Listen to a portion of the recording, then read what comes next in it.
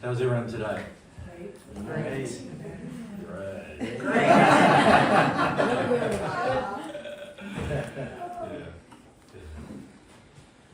Yeah, there's a few things we would like to do with you today. The first thing I'd like to do, though, is talk to you a little bit about the makeup of the soul, and then refer that to developing certain parts of your soul in terms of how you develop it and how that relates to sin, and also how it relates to your emotions. And then we'll also, today we're thinking we'll also talk a little about the spirit influences that are upon you as well. Because it's good to understand some of those influences in terms of how those influences in particular interact with your sin. So you can see how your sin attracts certain groups of people who are in the spirit world, and what sort of types of things those spirits may do, sometimes malevolently, and sometimes thinking they're doing it in your best interest, but they don't even really know what your best interests are. Just like a person on earth might think they're doing something in your best interests, and they don't really know what your best interests are either. So what we want to do is just talk about those things today. But so what I want to do is start off with the whole discussion, a bit more of a discussion about the soul. Now, some of you will know some of this information, but I just want to make sure that you have a good understanding. I'm going to talk about a heterosexual soul.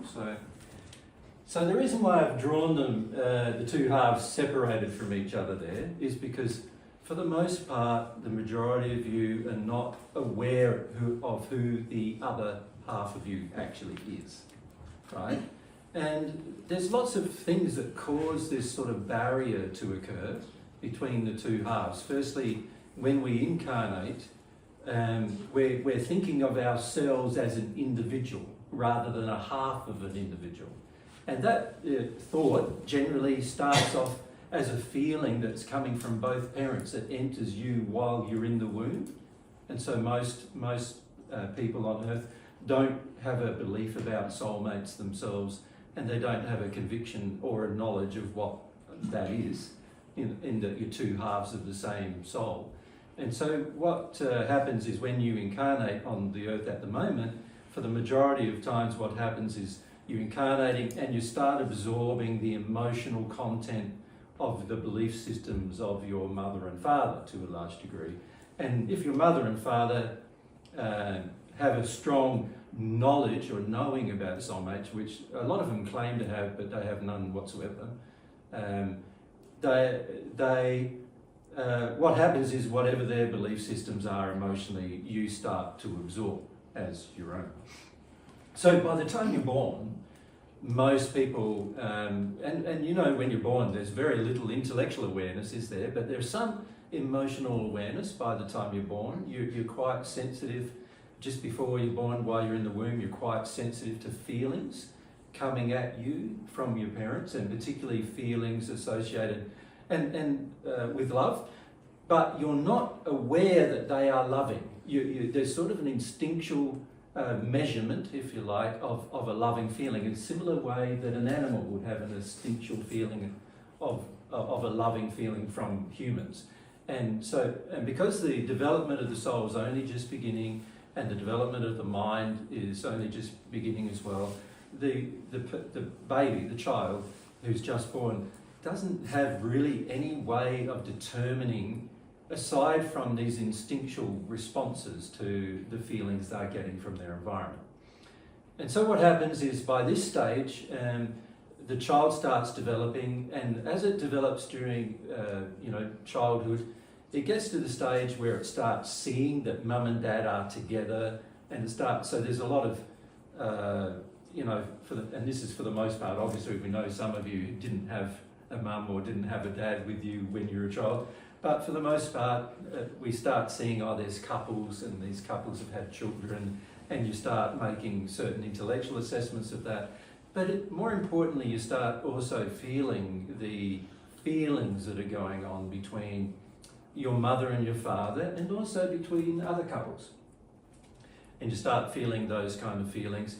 But unfortunately, all of those feelings on earth pretty much are based on addiction.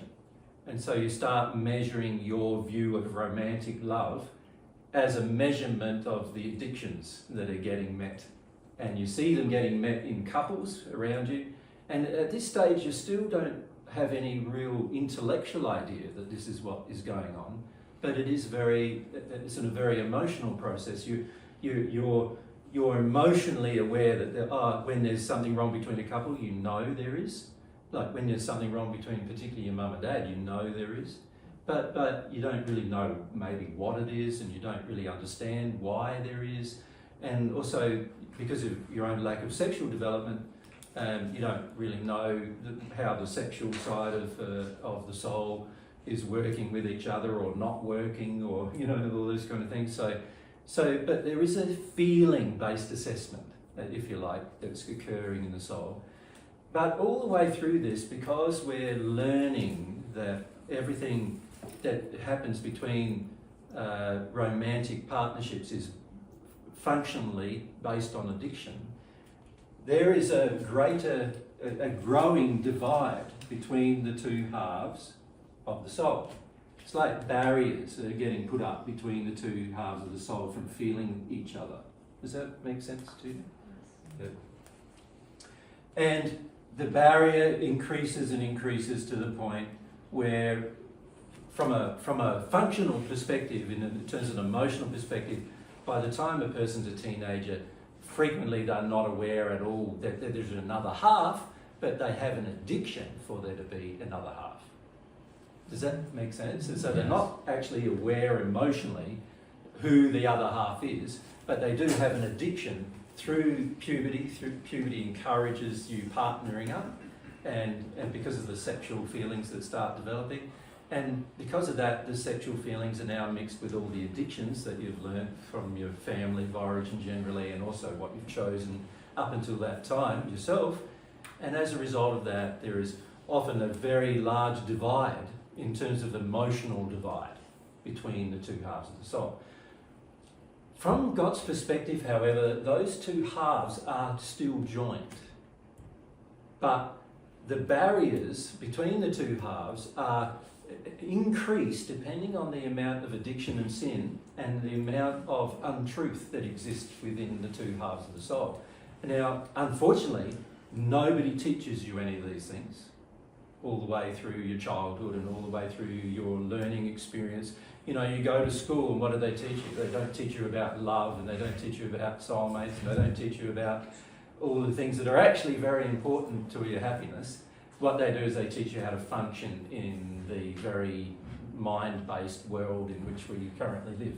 And so then you learn to get a job, and you learn maths, and you learn science, which are all good things to learn. I'm not saying they're not, because there are certain parts of your own soul that certain things you learn are going to resonate with because of your personality and nature. And it's very good for you to learn a large variety of things when you're a child, because then you can start feeling what you resonate with. But unfortunately, a lot of the things we also resonate with are based on the addictions we've already formed. So in this regard, we don't really come to know ourselves very well. Now, of course, in amongst all this, there are bodies attached to these halves, aren't there? So you've got the male body, has two bodies, the spirit body and the physical body, attached through the silver cord, so the physical body to the spirit body. And then there is actually an energy cord that connects the spirit body to the soul, but spirits can't see it, so they haven't really labelled it. When you're in the soul, let's call it, shall we, the golden cord. Like silver, gold, let's call it that. On the female side, obviously, there's the two female bodies as well. And in the bodies, the spirit body, physical body, and in the bodies, there is the mind of the spirit body. And the mind of the spirit body is where people start doing most of their thinking. So your brain, your physical brain, doesn't actually do your thinking. It's the spirit body's brain that does all the thinking. And your brain is designed to funnel these spirit body thoughts into your mind so that you can become consciously aware of them, and then can use the physical body to express the thoughts of your mind. Right? So the mind is actually sitting in the spirit body, and that's why when you pass, your mind and all of its memories and everything don't disappear, because if they were in your brain and not in your spirit body, mind, they would all actually disappear, wouldn't they? Yeah. When you died, your physical body would die, and therefore all of your mind would die. And if that was your mind where you stored all your memories and everything, that place where you had all your memories and stored them, and also made decisions and so forth, if that was the place that died, then as a spirit you wouldn't make any decisions and you wouldn't know who you were. And so it's quite obvious that the memories are actually stored in your soul, but the mind is used as the funnel into your soul to process a lot of things, and also to drive the body. So the physical body has all these physiological functionings, and we won't get too complicated into them, but they include your all of the hormonal systems and the endocrine systems and all of the circulation systems and nervous systems and all these other systems that are in the body. And basically the brain of the physical body has been designed to control all of those things, but the way it controls it is by the mind of the spirit body having some level of control, and then the other parts of the control are all instinctual. So in other words, your spirit body mind doesn't have to say breathe now and then a few seconds later breathe again. It doesn't have to do that, because as a part of the automatic functioning of the brain, it's controlling your physical body and its symptoms and how it works and so forth. And a lot of those functionings are, you'd call them instinctual in basis. They're based on instinct. And this leaves your mind, your thinking part of your mind, free to do a lot of other things that if it had to manage all of the physical body's functions, it's pretty complicated, your physical body. In fact, the physical body is the most complicated physical thing in the universe. Right? It's the pinnacle of God's creation in the physical. And the spirit body is the pinnacle of God's creation in the spiritual universe. And the soul, of course, is the pinnacle of God's creation. Right? In whatever universe. So your physical body's brain is very complex, and as most of you would be aware, we use a very small portion of it, where most of it is quite dormant, and the reason why it is because sin has taken hold of us so much that those parts of our mind don't need to function anymore, because we're basically just functioning on emotional demand based upon our sin. Right? And of course that has a degradation effect on our body systems and causes all sorts of problems, right the way through to genetic problems if it's severe enough. But here we go, we've got this sort of system, and I don't want to go too much into the complexities of the system, but to show you a few things of where things happen. So a lot of the thoughts you have are happening here rather than here. They're happening in your spirit body's mind rather than in your soul. Now, that's because on earth we've been taught to become mind dominant. And in fact, the whole developmental phase of you entering the seventh sphere and then entering the eighth, during that period in the seventh sphere, you learn how to get rid of your mind dominance. You learn that your mind is not actually your soul's mind. Your soul's mind, the soul itself has senses, and it has emotions, and a combination, so the sensory apparatus of your soul feeds and is controlled by automatic functions as well, but primarily by the emotions of the soul. And the emotions of the soul is the brain of the soul.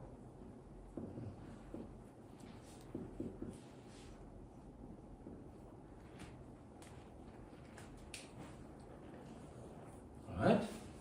So the brain of the spirit body, you could call that your mind, is not the same as the brain of your soul, which is actually the emotions that you have. Now I'm simplifying it quite a lot, because you can imagine the soul is the most complicated thing in the universe, so we need to bear that in mind, but I'm trying to simplify it for you to understand that if you want to develop the brain of your soul, you are going to have to become more sensitive to your emotions. Right? Because that's the brain of the soul. And every time that you focus your intent on developing your mind, right, or focus your intent on making decisions in your mind, you are avoiding the development of your soul. That make sense? Right? So everything gets down to how the sensory apparatus is basically gathering information from the universe around you. So in your physical form, when somebody touches you, the sensory apparatus of your physical body feels that touch as impressions. There's a nervous system that controls all of that, and that's passed straight to the brain. But it's now also, depending on the type of touch, and all of the information about the type of touch, and all the information associated with the emotions of how you're being touched coming from the other person, because there's a lot of information there. All of that information is getting passed through the silver cord to the brain of the spirit body, and then through the golden cord to the brain of the soul, to the emotions stored in the soul, the memories stored in the soul.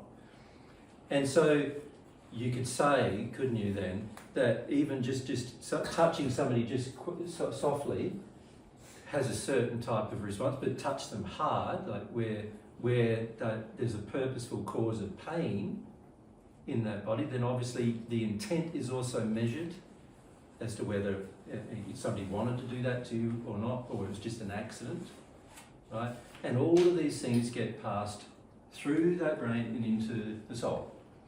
And if you do not feel those emotions completely, they get stored in the soul and blocked.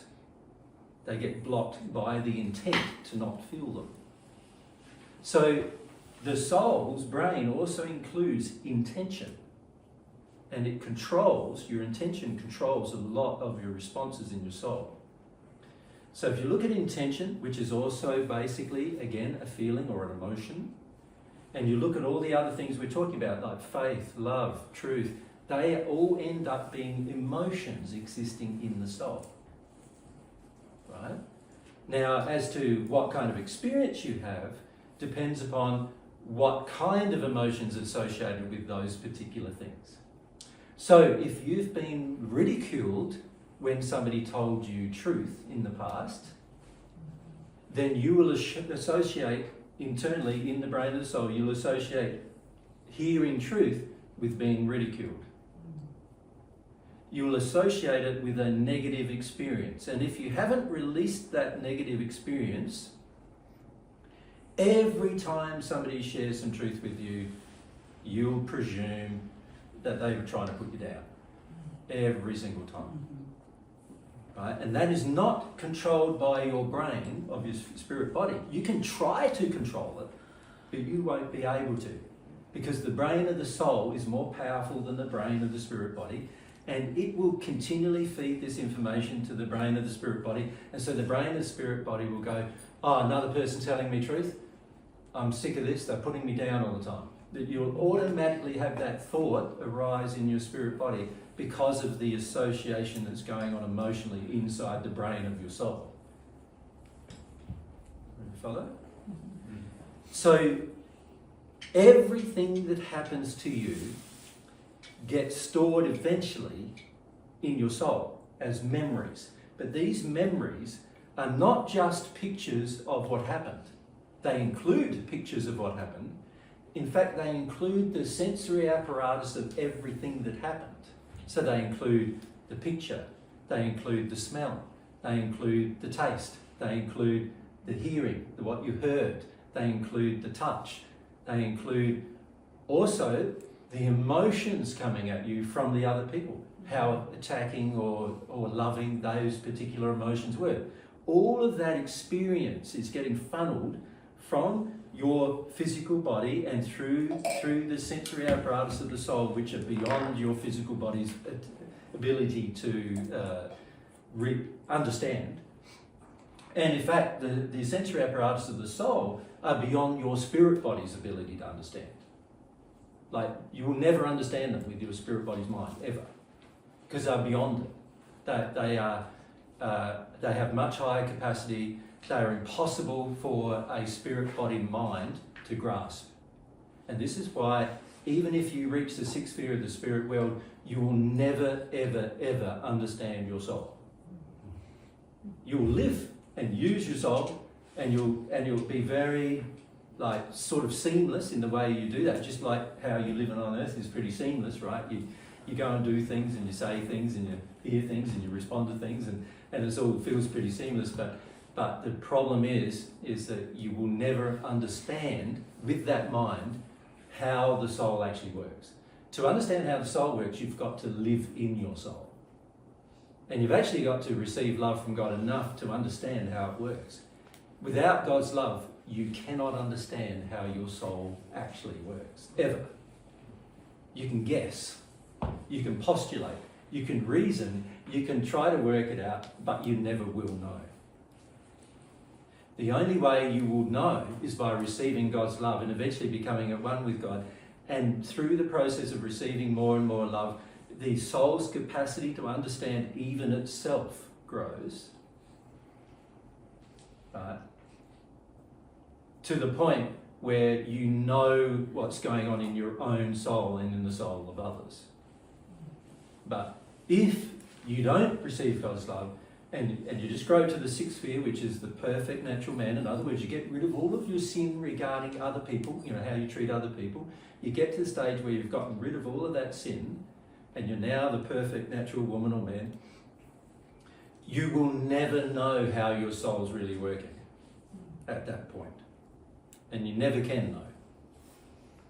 Because you need to understand how God's love works to know a lot of the mechanisms that exist in the soul, and also therefore the effects the soul has on your spirit body and your physical body. Make sense so far? Okay. So from that we can see that the brain of the soul is this sensory apparatus passing into and storing events as memories, which include the senses. Includes what you saw, what you heard, what you smelt, what you tasted, all these things. But it also includes all the emotions that came with all that. In fact, the emotions have a far greater effect on all of those experiences, right, than the actual sight or the hearing or the scent have. So you end up, we're in this state in the soul where you've got all this emotion. Now, bearing in mind what I've said about how we've grown, you can see a lot of that emotion is based upon sin or error. Things out of harmony with love, missing the mark of love. So we've made a lot of associations, emotional associations. So we've got to come to learn to get out of our mind and to start making emotional connections with what's going on and why we feel the way we feel and why we think the way we think. And if we don't do that, then we'll never understand what is motivating us to do whatever we do. And we'll never be able to change it even, really. Right? You can use your mind to govern your actions, but the problem is if the soul has stored emotion governing your actions, at some point your soul is always going to override your mind. Right? And this is why a lot of the religious teachings of earth end up not being effective.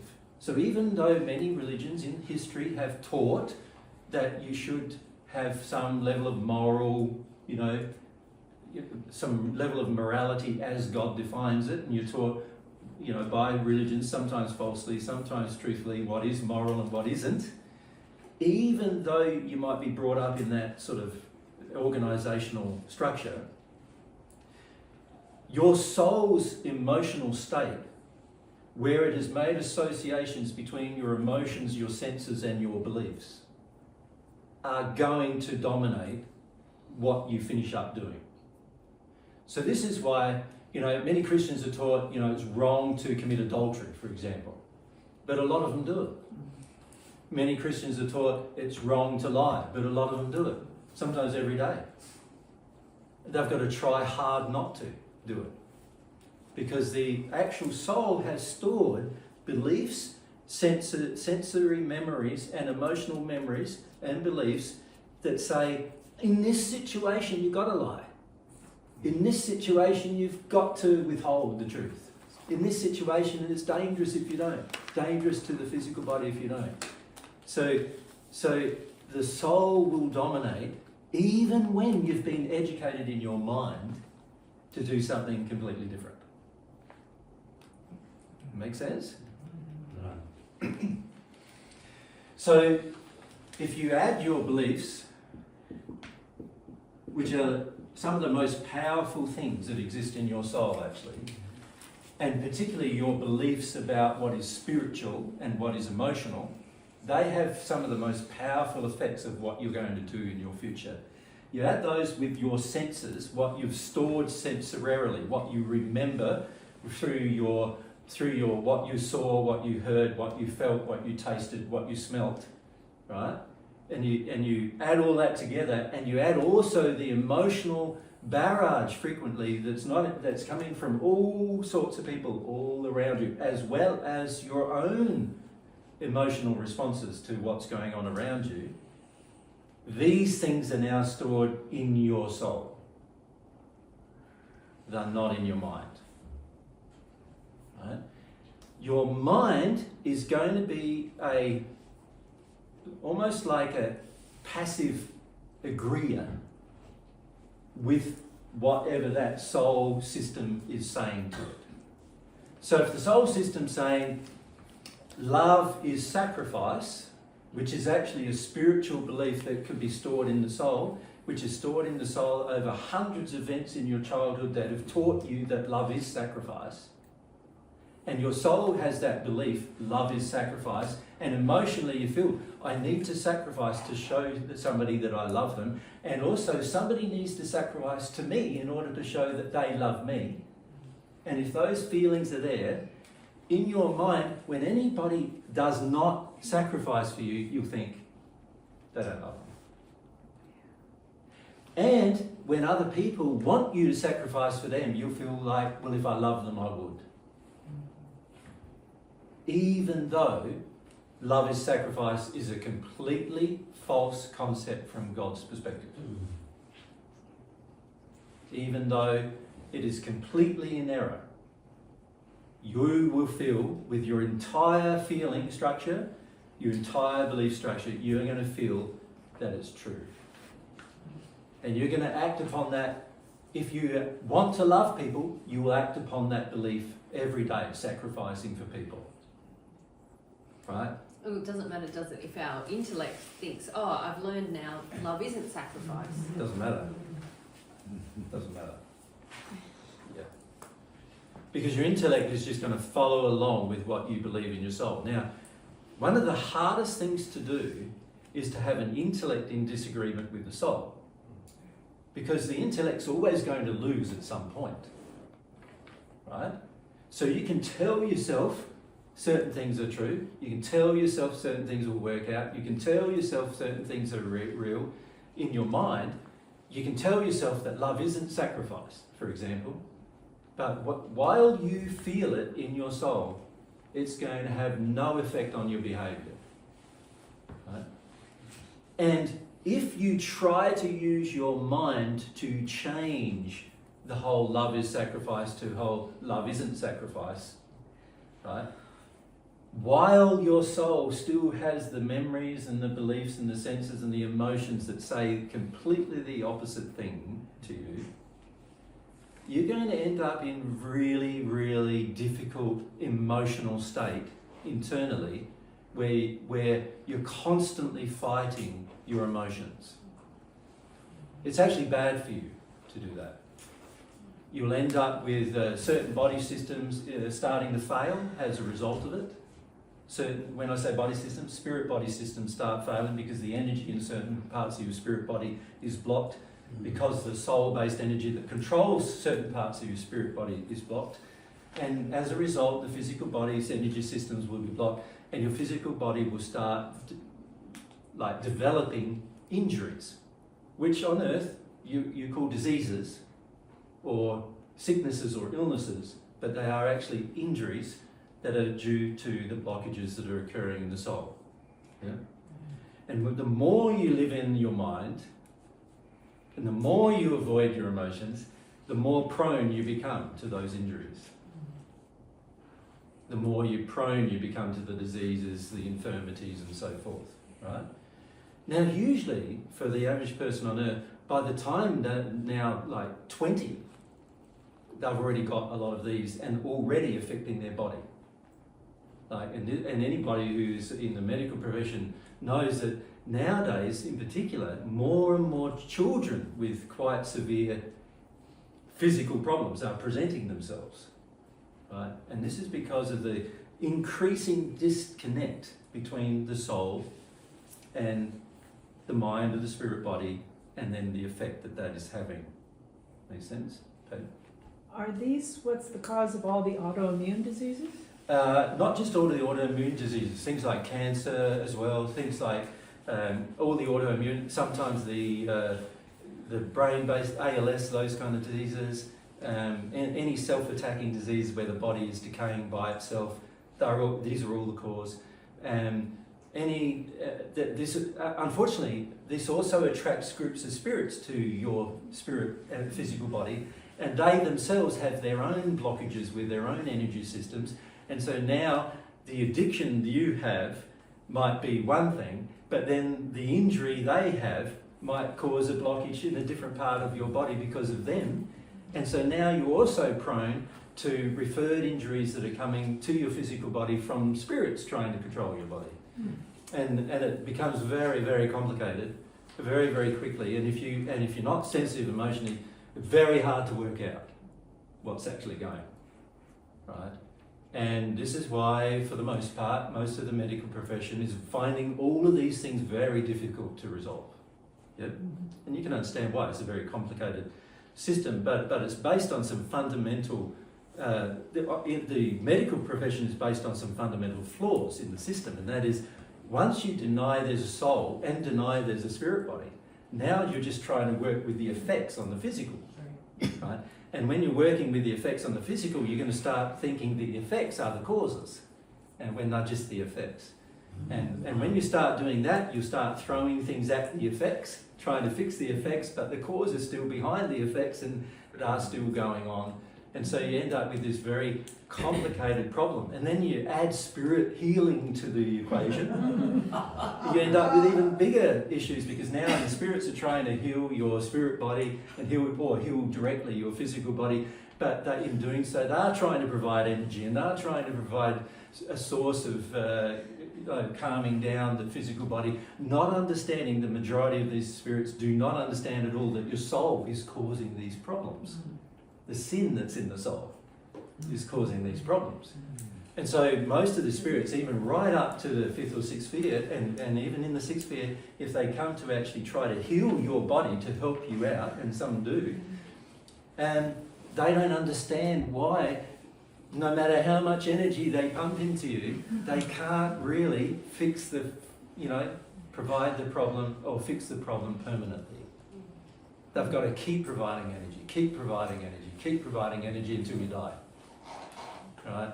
And then they still don't understand, even with all of that, because they don't understand how the soul works. They don't understand that actually, no, the sin that exists in the soul is providing these is where the source of all these discrepancies are occurring.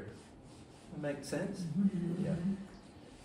So the sin in the soul is driving the physical injuries, but did you say, or did I mishear, that it's actually worse to have this intellectual disconnect? Yes. So that It's makes worse. the physical effect worse. To be That's aware that the sin is there, but not to be Correct. emotionally working. It makes it more Well, that difficult. sucks. Yeah. So awareness is going to improve something if you know what it really is in your soul. But of course, unless the blockage is removed, it will continue to cause the problem. Right. So the blockage has to get removed from the soul. And any sin, any addiction that you have, any sin that you have, causes a blockage in the soul. Right? God designed it to cause a blockage in the soul so that you knew you were sinning. There's actually mathematical formulas that govern how, when you sin, how the blockage occurs in your soul. Yeah? I was thinking about this morning, and this I think hopefully applies. Yesterday you said, make sure you get to the cause, make sure you get to the cause, Yep. which is what we're talking about now. That's right. Yep. So, my question is, I've always, and I think I'm mistaken here, probably, I've always had this idea that when I'm going to get to my causal emotions, my soul-based sin, Yeah. as you're now describing, Yeah. is going to start from childhood. Is that incorrect?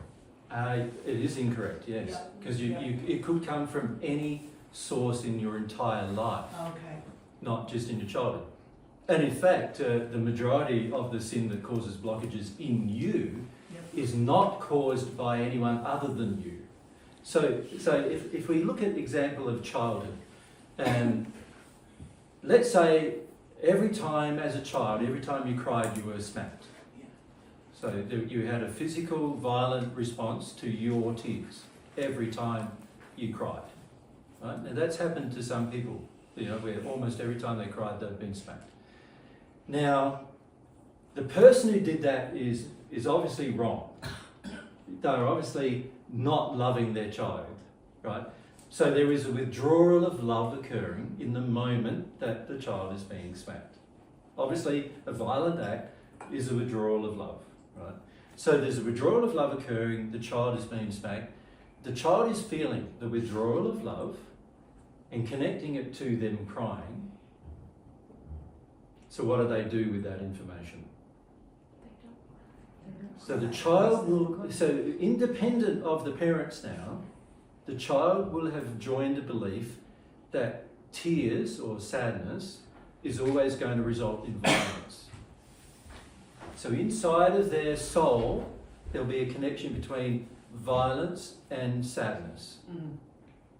So they've got to they'll have a fear that says, I've got to stay away from sadness because if I get into sadness, there'll be a violent response from my surroundings, which hurts me sensorially. And it also hurts me emotionally. You follow? So there's this joining that's happening inside of their soul between those two things. The child is now doing that to themselves. Not crying. Choosing not to cry, you mean? No. Choosing to not cry. And also the belief exists inside the child now. You understand? Yes. So the parent's action is one thing. Yeah. Then there's the child's response to the parent's action, which is a free will thing, right? Now, some children, instead of reacting and saying, I've got to shut down my sadness, they react the opposite, some children. Some children say, I'm going to cry more. So whenever there's violence, I will cry, but I won't actually deal with anything. So it's almost like the action could vary. That's correct. The action could vary. Based it's upon- all based upon that filter or that. Not just that, it's based also upon the personality or the nature of the child as well. The action could vary. And as you know, each person has a completely different personality and nature. And so while the action, the causal action, the parent's behaviour, is the cause of the child making associations, the associations that develop are completely independent of the parent. Initial. They're also, there's an additional thing of the nature and the personality of the child and its own understanding and its own fears that are already established will determine how the child now responds. And one child may respond angrily and the other one might respond with silence in the same situation. But is the causal emotion that original smack or not? Well, no, that's the No. sensory experience that occurred, which was out of harmony with love, Right. and the withdrawal of love that occurred that the child became responsive to. Now, the problem with it happening to a child, there's an additional problem, and that is The child doesn't know how to prevent it, right? So the child is dependent upon, for survival, dependent upon its parents. So it doesn't know, and it doesn't have the intellectual development to prevent these things from going on, or to prevent the associations that are going on inside of itself. It only has that capacity when it becomes an adult and it's left home and it's gotten out of the environment that has been abusive. Then it's only then got the capacity really to sort through what actually happened and its own responses to what happened. However, by this stage, the majority of the beliefs have already been firmly established in the soul. And so its desire to re-look at the situation will be quite, particularly if it's living in its mind, its desire will be non-existent to deal with what happened in its childhood.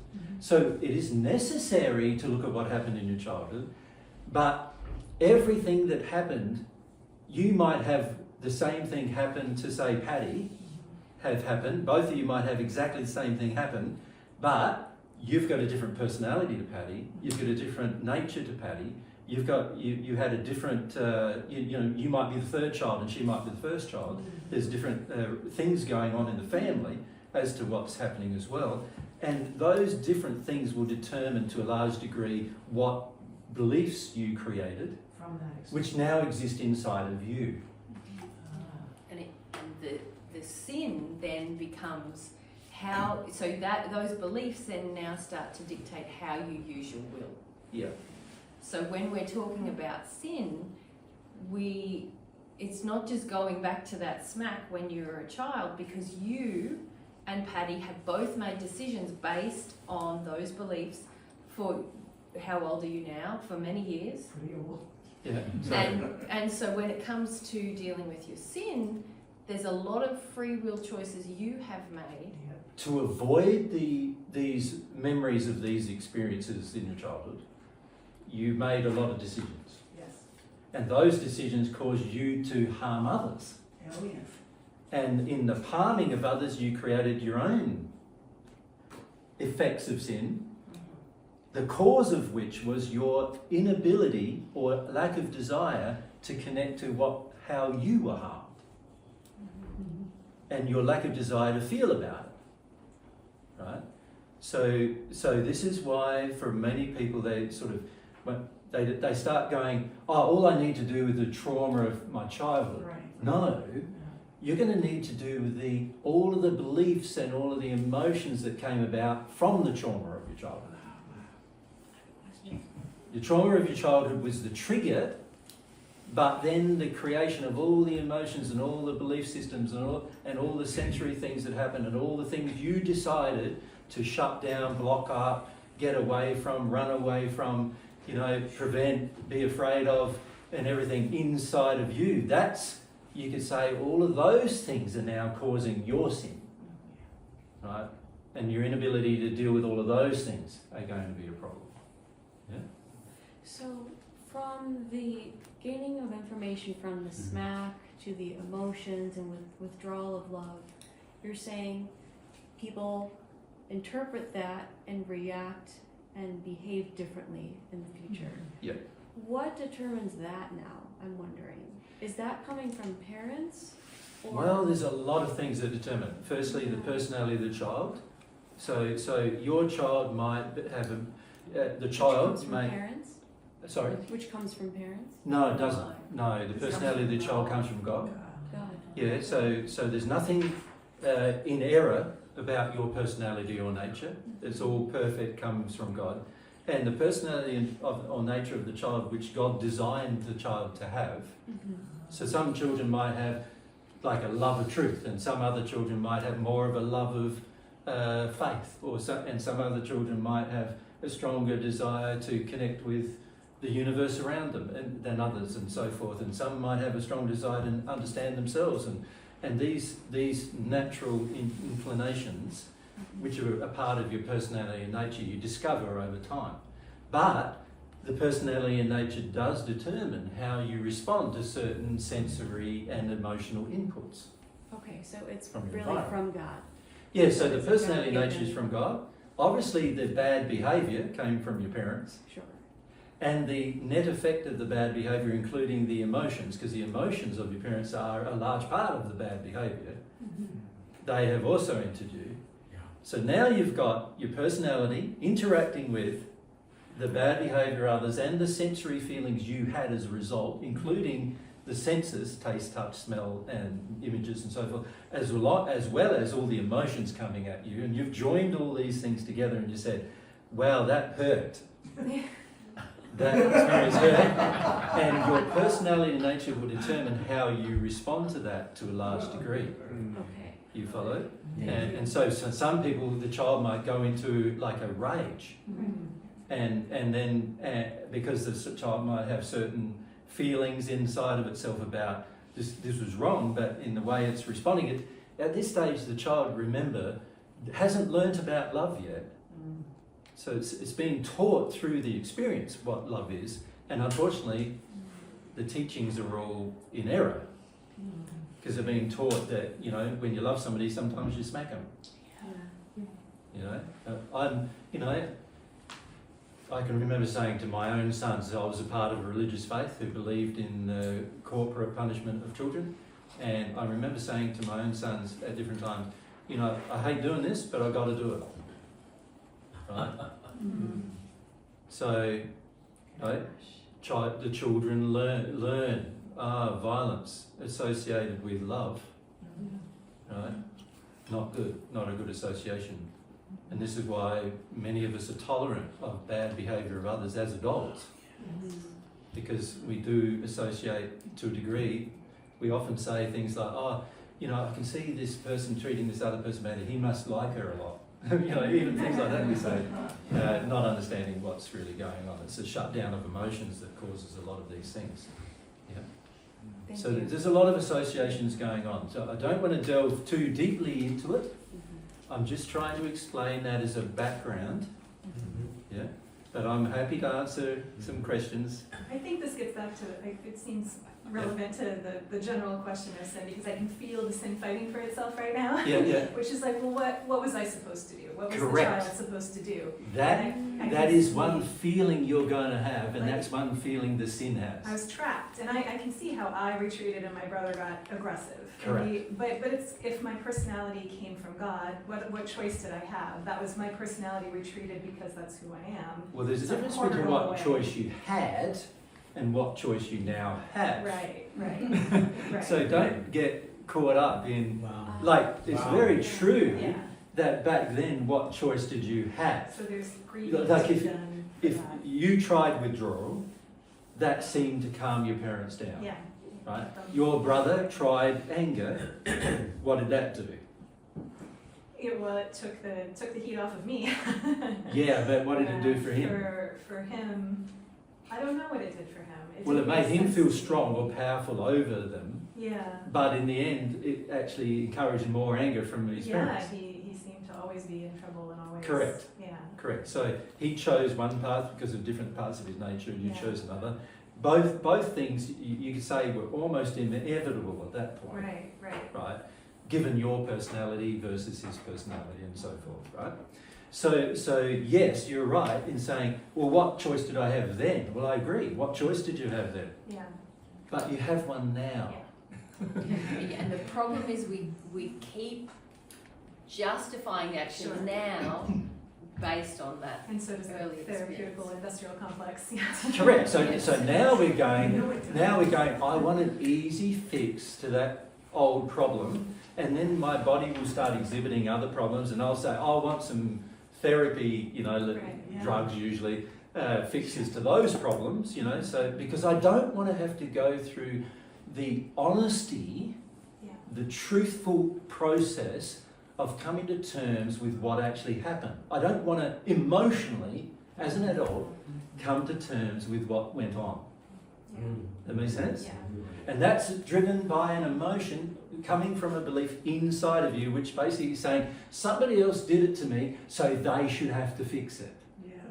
Or I shouldn't have to. I shouldn't have to. Like, Right.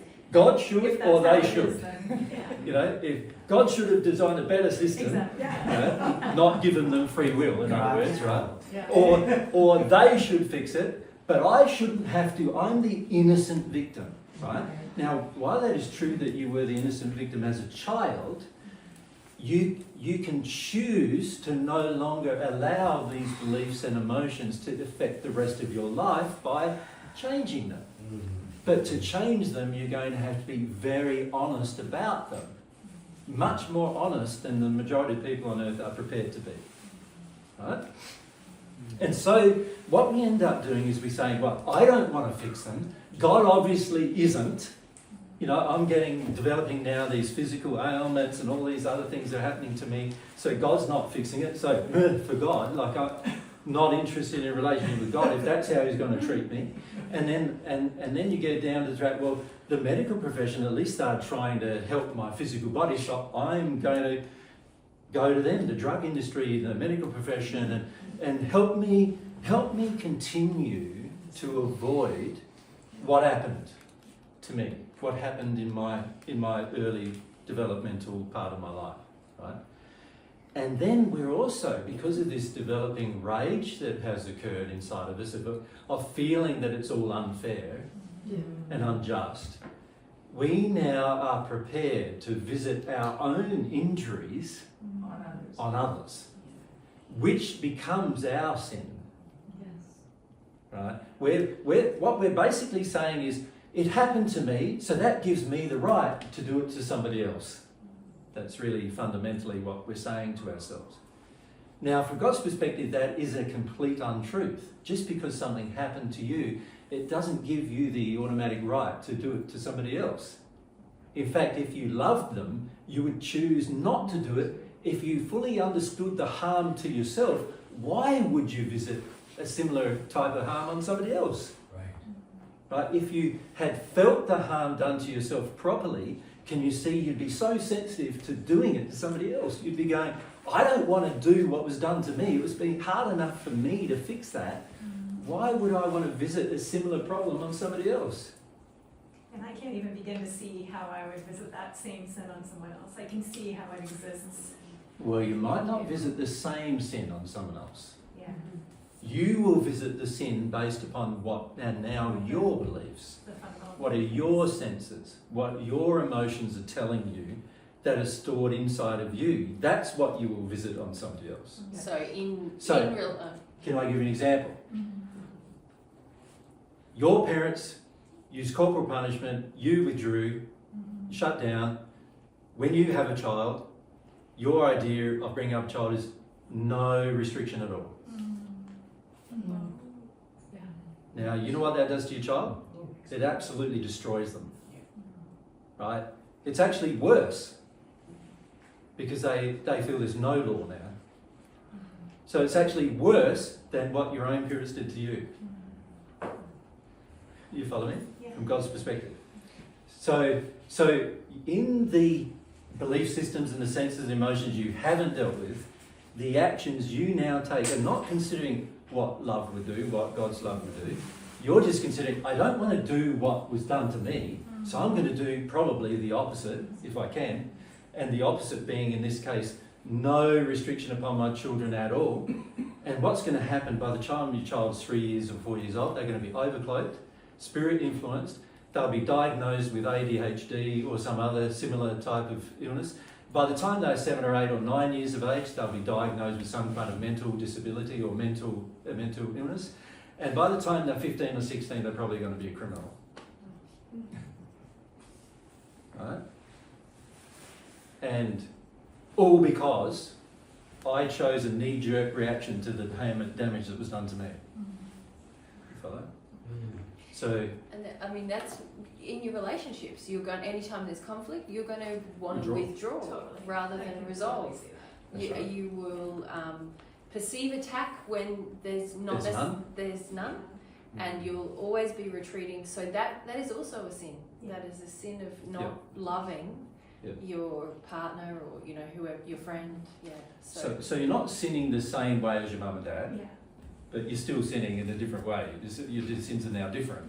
So can you see when we talk about sin, everyone wants to go back to Mum smacked me when I cried, but actually we've made so many decisions now as adults in avoidance. When we had the choice, deal with that thing, we chose not to, and we've made many, many myriad decisions. That is the sin that weighs the most heavily on us, because that is our free will.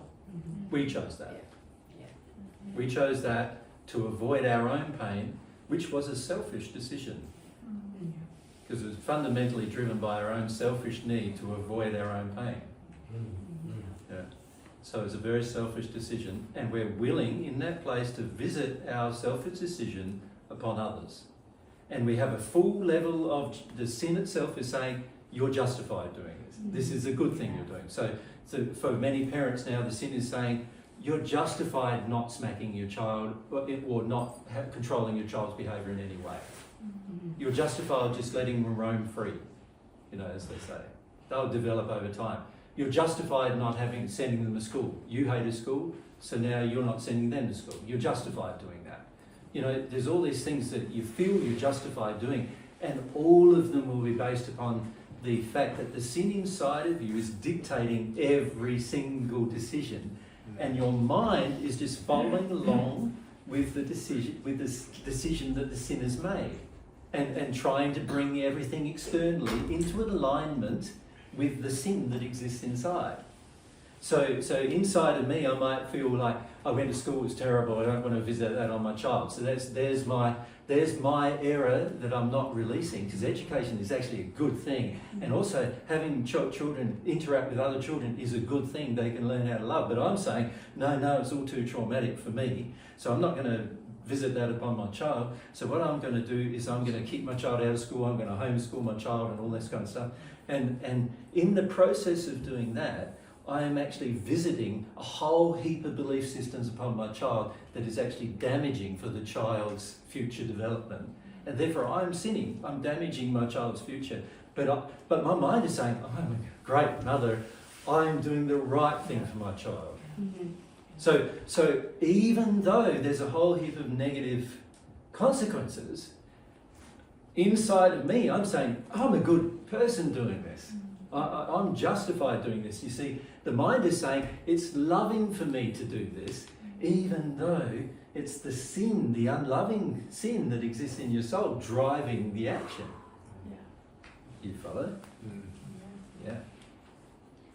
So are you saying that sin is strictly our beliefs, or is sin something?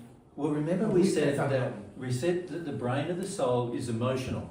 So all of the beliefs you have are stored as emotions inside of you. So yes, the sin is all these false beliefs, because anything that's false, remember the definition of sin is anything out of harmony with love that misses the mark of perfect love, that's sin. So any emotion that exists inside of you that is out of harmony with the perfect mark of love, which is the sin, is formulated inside of you as belief systems and feelings that support those belief systems that you're going to make choices and decisions about. So the emotions are always linked to a belief. Well, is that true or no? they wouldn't exist. See, emotions that are allowed to pass through you, not stored, Right, negative emotions. any emotion Okay. that's passed through you, once you've passed through you, it's finished. There's no attached belief with it. Okay. But when you hold on to the emotion, you will attach beliefs to it. And those beliefs are also stored in your soul. The emotion, God designed the soul where the emotions pass through you. You have an experience, and the experience moves on to the next experience and the next experience. God designed you that, tonight you're looking at the lovely sunset and feeling peaceful.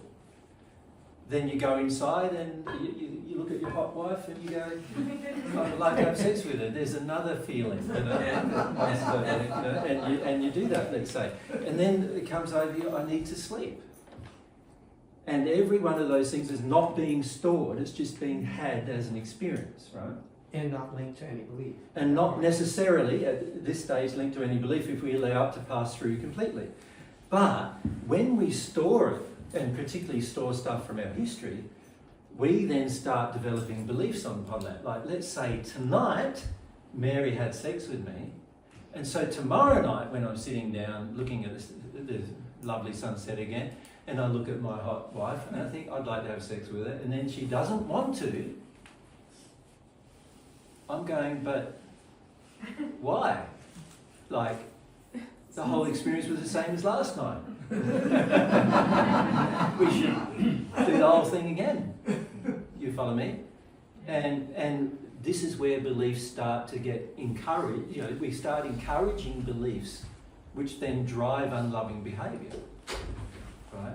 So God's intention was you'd have the experience and the experience would pass through, you'd not be stored, you'd have a memory of it, but the memory would not be emotional because the emotional signature is gone. But when I store the emotional signature of the memory, now I'm going to attach beliefs to it, and those beliefs are going to dictate my next course of action. So in the case of the child getting smacked, Yep. the sin is the smacking, and the sin Well, the also effect the of sin the parent sin is the smacking. It's the effect of the parents. of the parent sin. The Belief. parent sin, the That parents they were. obviously have a feeling that they're allowed to smack God's child. Yeah. They're allowed to be violent to God's child. And whatever reason they have for that, like I own the child, which is another error. They might have, in fact, 50 emotions associated with their ability to smack their child. Does that make sense? Some of them religious, some of them emotional, some of them about power. I got hit when I was little, so I can. Yeah, justification of your own history. All sorts of reasons why you might have stored the idea and developed a whole set of beliefs that are okay with you now smacking your own children, right? But on the child side, Yep. the sin is the reaction, right? Well, in the Where the totality of environment, Memory. and God knows this, that in the environment the child has little choice in that moment, Yeah. Right. which we admitted, didn't we? The child has little choice. It either withdraws or it fights or does something. You know, it's going Does to make a choice. it's going to make a choice. But the child doesn't really know its choice that it's making because it's undeveloped, its mind is undeveloped, its emotional condition is undeveloped. It doesn't really know much about love at this point. And God makes a whole series of allowances for that. So God does not punish the child for the child's response. But inside the child there is a developing belief that now must be addressed, Attached to the emotion. attached to the emotions Yeah. and attached to the experience. And if that child, as it grows up and gets older and gets out of the home, decides to not deal with that, now the child is committing its own sin. You follow? Yep. Yeah. Now, he's now an adult making a choice to deny truth and deny an experience and deny how he felt about that experience. He's making the decision to do that. So it's not a sin until then. No, well, you could say that it is a sin, but it's graduation in terms of its. The response. He's sinning against the soul the moment he makes the decision as a child, but he doesn't know that. It's not a purposeful decision on his part at this point. So, but as time goes on and as he develops, it becomes a purposeful decision. Is the issue that he was never allowed to let it pass through him too, right? Correct. Correct. Otherwise, it might have not. Oh, that's right. If he was allowed to have it pass through him as a child, he would never have the problem as an adult. Yeah. Right? So there's the additional problems of the parents not only committing violence towards their children, but not allowing their children to have a response to that violence. Yeah. Right? So there's that as well. But yes, you're right. If it had passed through him completely at the time. So let's just rewind a little and go back. Let's say the child has hurt himself. So the parent hasn't hurt him, the child's hurt himself. So he's 2 years old, or 1.5 or 1, and he's just learning how to walk, right? And he stands up and he's wobbly, he takes a step or two and bang.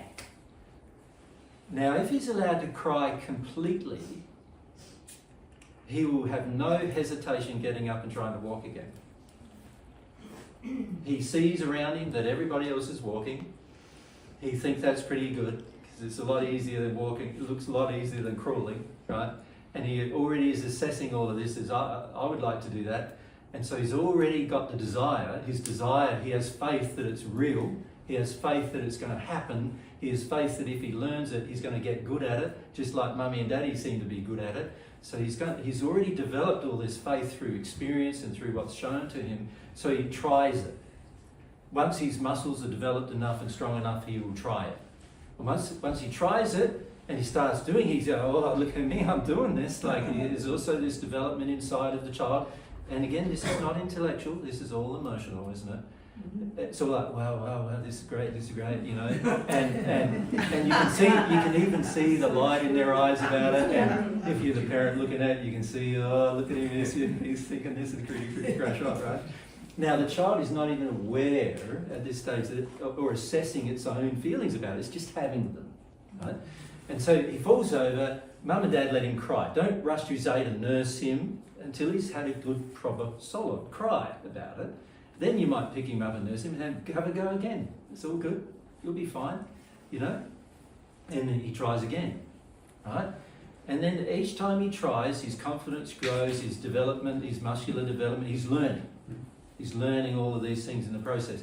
And each time he falls over, if he's allowed to fully experience the problem, the hurt, then he won't even remember that hurt. Now, can any of you to this day remember the hurt you had when you fell over when you were learning to walk? No. No, and that's because most parents will allow you to have the emotion. And also, usually from most parents, there's not a feeling of hatred or revenge or violence coming from them when you're learning to walk. There's in fact quite the opposite feeling coming from them.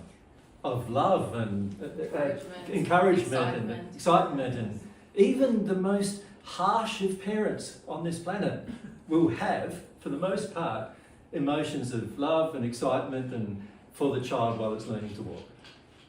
And this is why none of you feel very traumatized about your getting up and walking experience, even though each of you, I'm pretty sure, had an accident or two, right? And if you think about it, and you ask your mum and dad about it, I'm sure they'll say you had quite a few accidents, you know, and quite a few times when they were really, really worried. And some of you might even had to been taken to hospital with your accidents.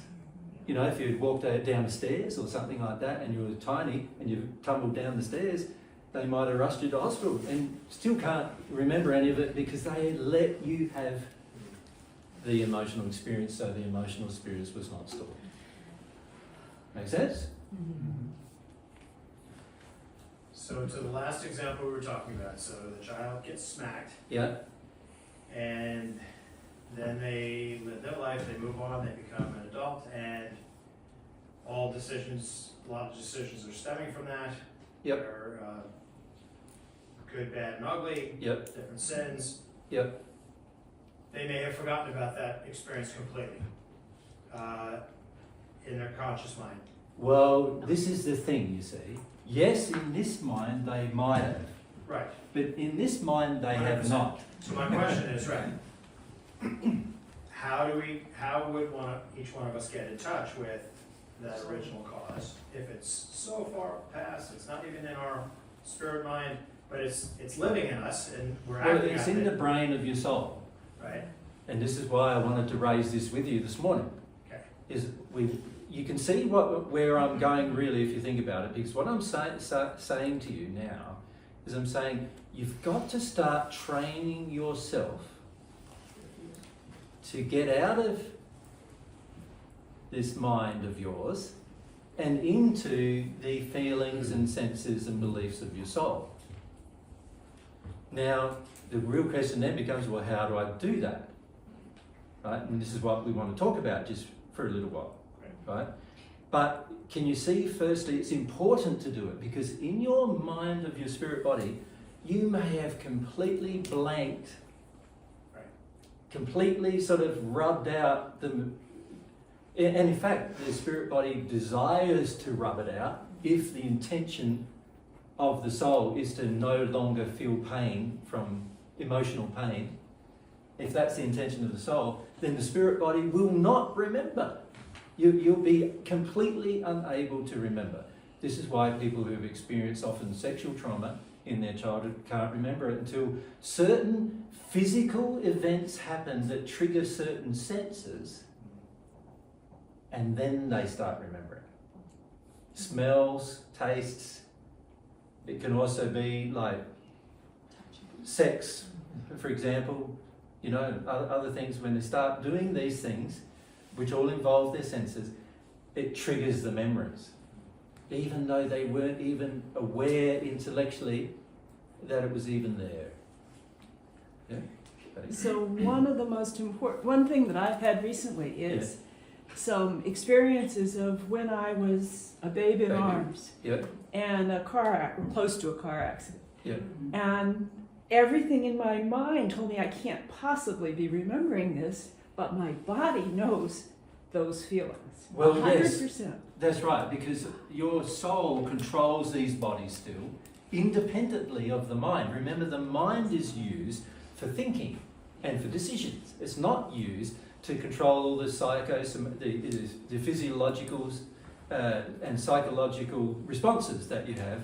All of that is controlled by the emotions that exist in your soul. So naturally, when you start opening up, shall we call it the can of worms?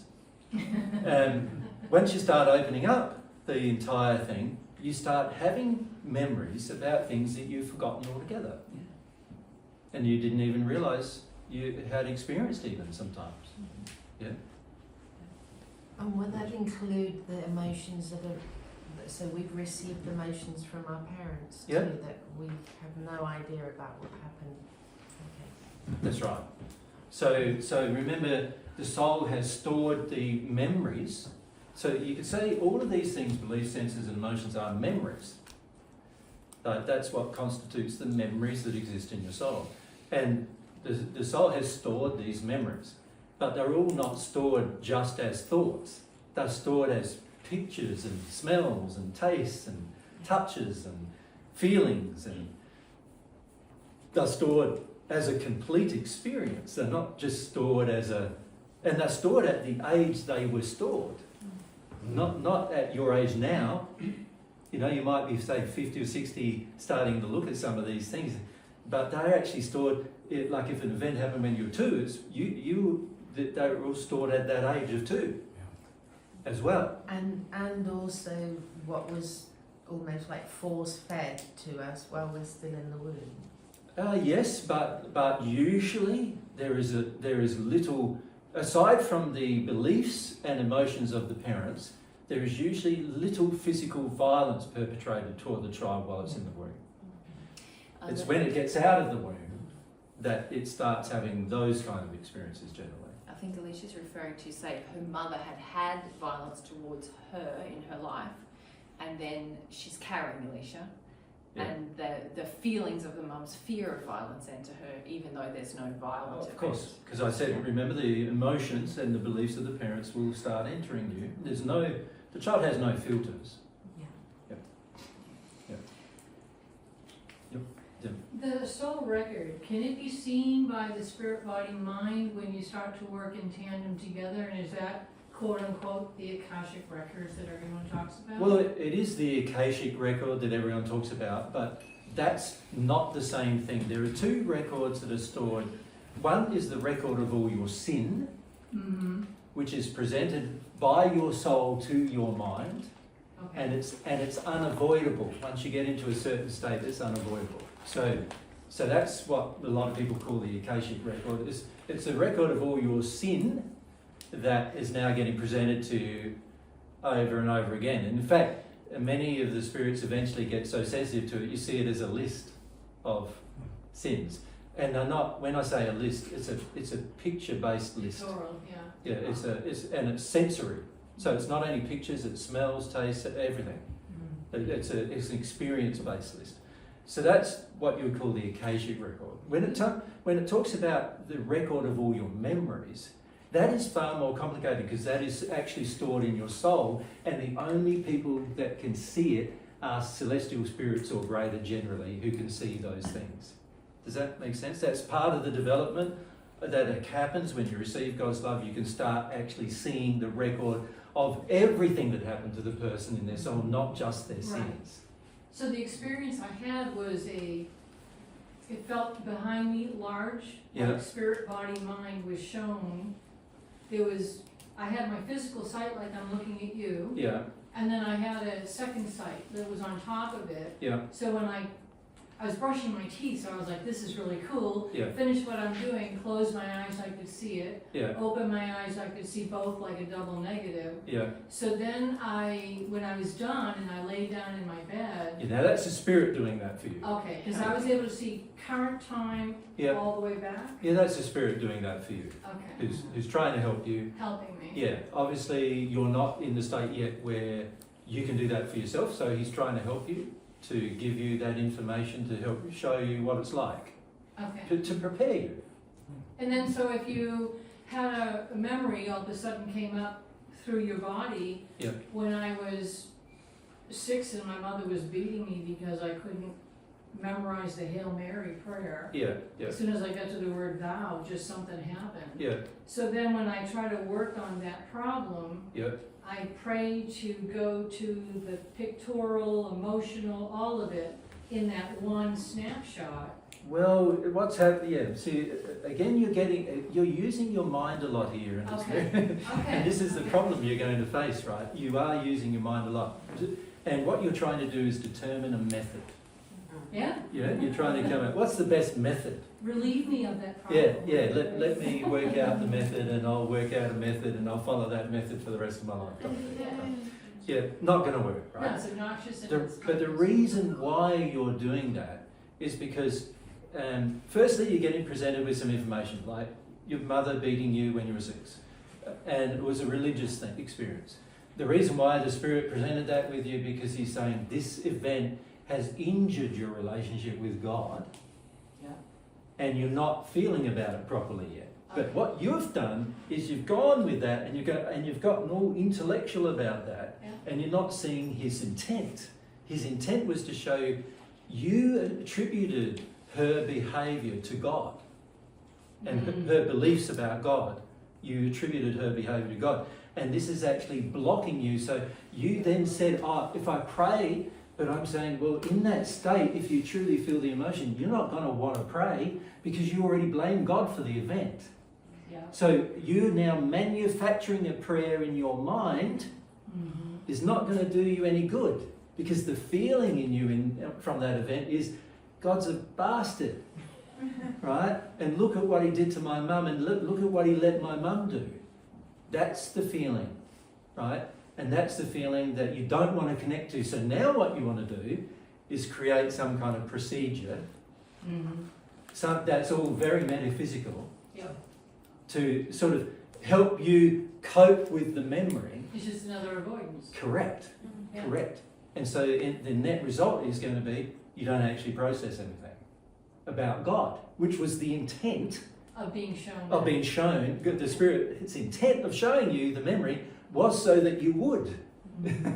but now you're not, because you're using your mind now to try to cope with the memory. Right.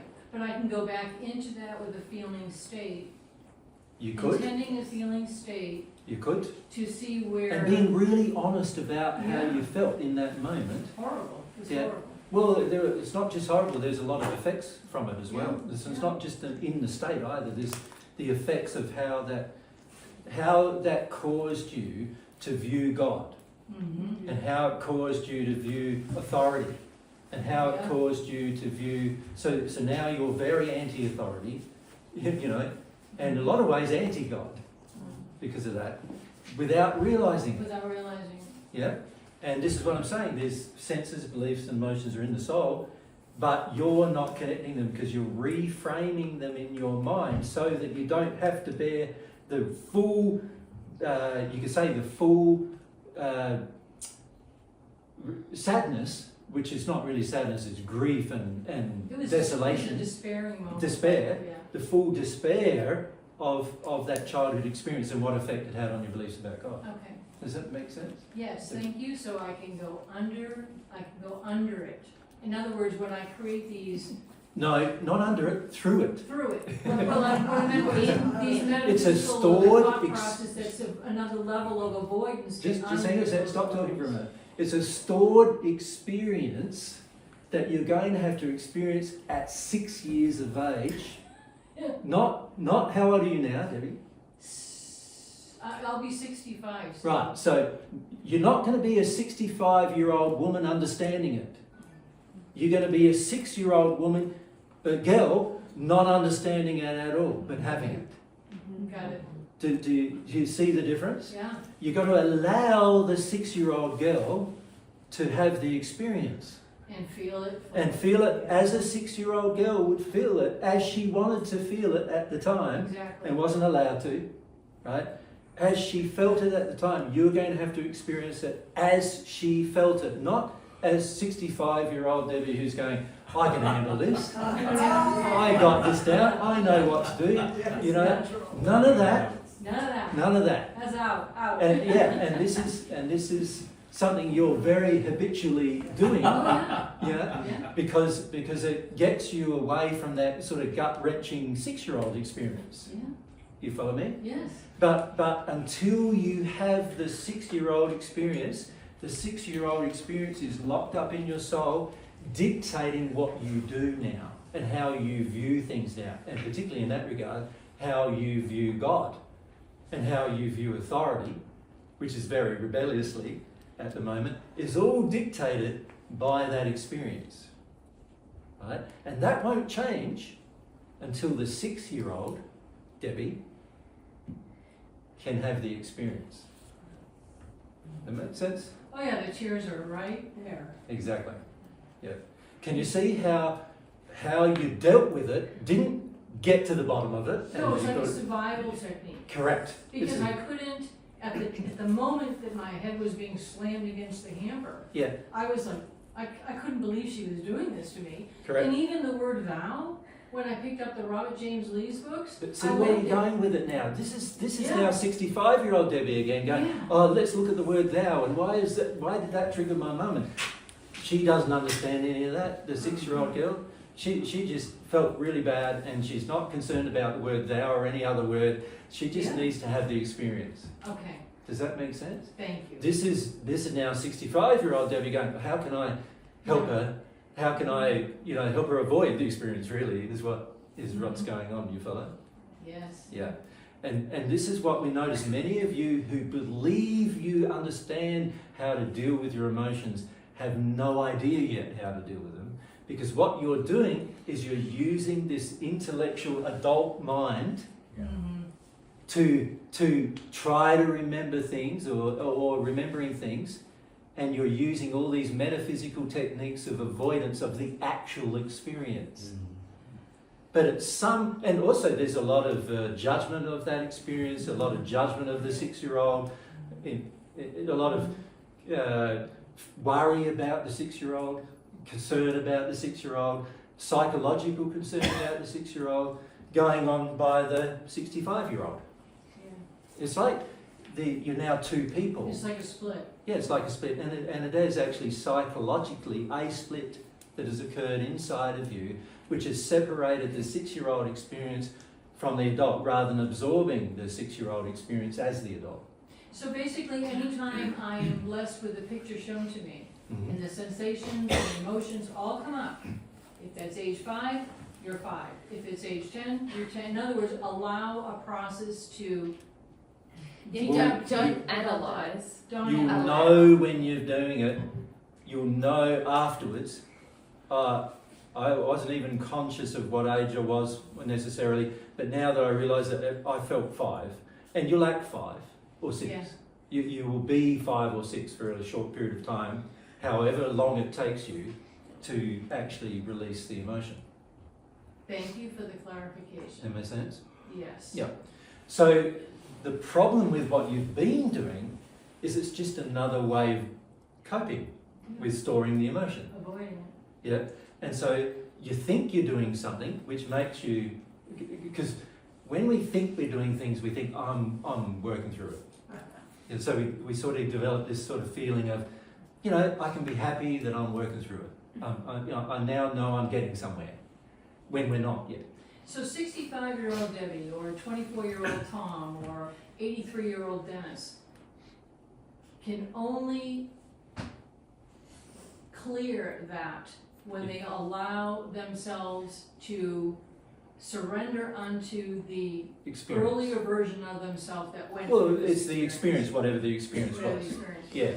So some of these experiences will be in your childhood, some of them will be when you were 20, some of them be when you're 18 or 16, you know, some of them be when you're 30, some of them be when you're 50, but most people have learnt to store experiences rather than feel them. And in the process of storing them, they'll be stored at the age you had them.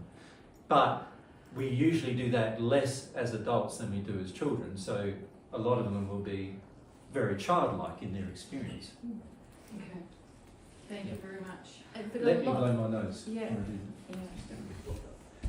Yeah. Oh, just.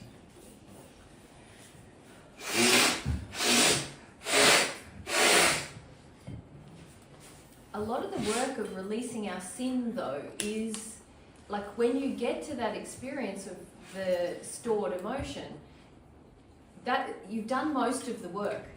Most of the time, most of us have all of these techniques, such as the one you're even talking about, to try to manage the experience. And that's sin.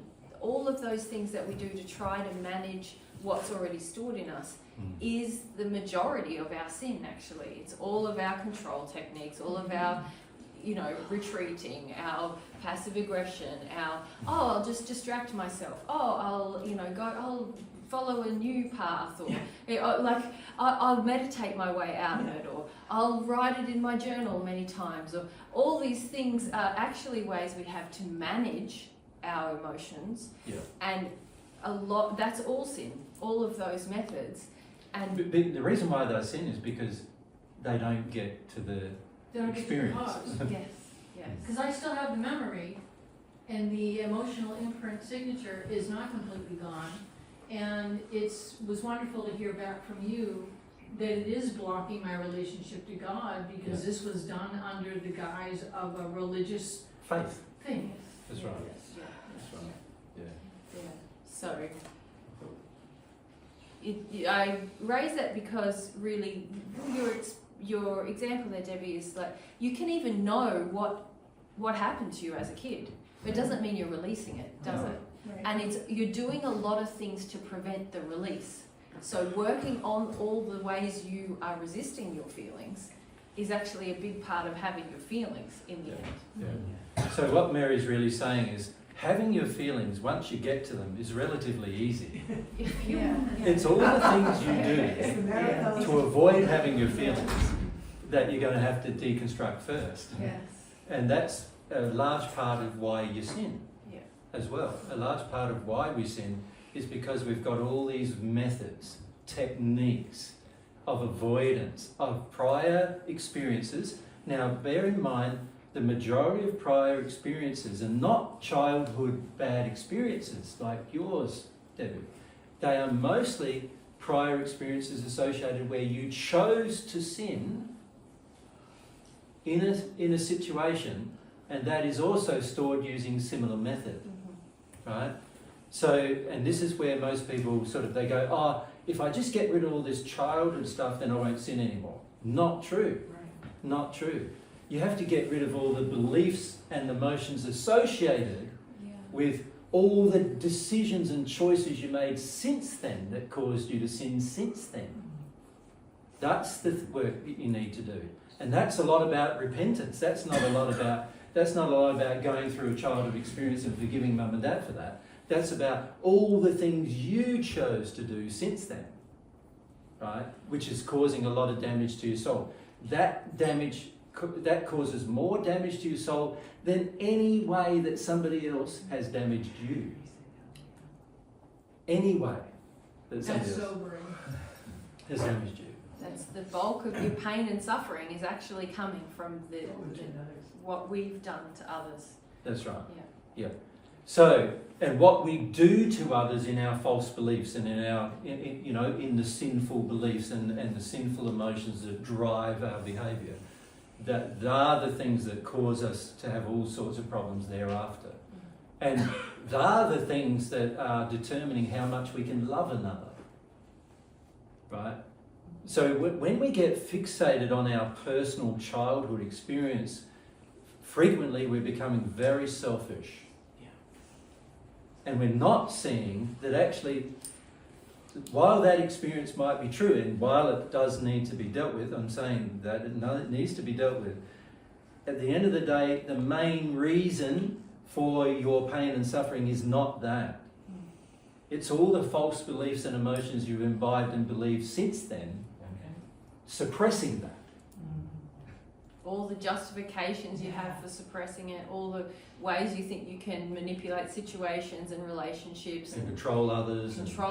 Control your environment, control your kids, control your partner, reject your partner, get into codependence with your partner. Addictions. Getting angry at people, getting manipulative of people, getting avoidant of people. In other words, all of the unlovingness you've chosen in order to get away from having to deal with any pain that might be within yourself. Does that make sense? What saddens me a lot about the earth experience for most people is they have a little bit of pain from their childhood. Now, I'm not saying all of you have a little bit, because some of you do have quite a lot, right? But usually, compared to the sin they create, it's a little bit. There's a little bit of pain that comes from our childhood that we don't ever want to touch, don't ever want to experience, don't ever want to see.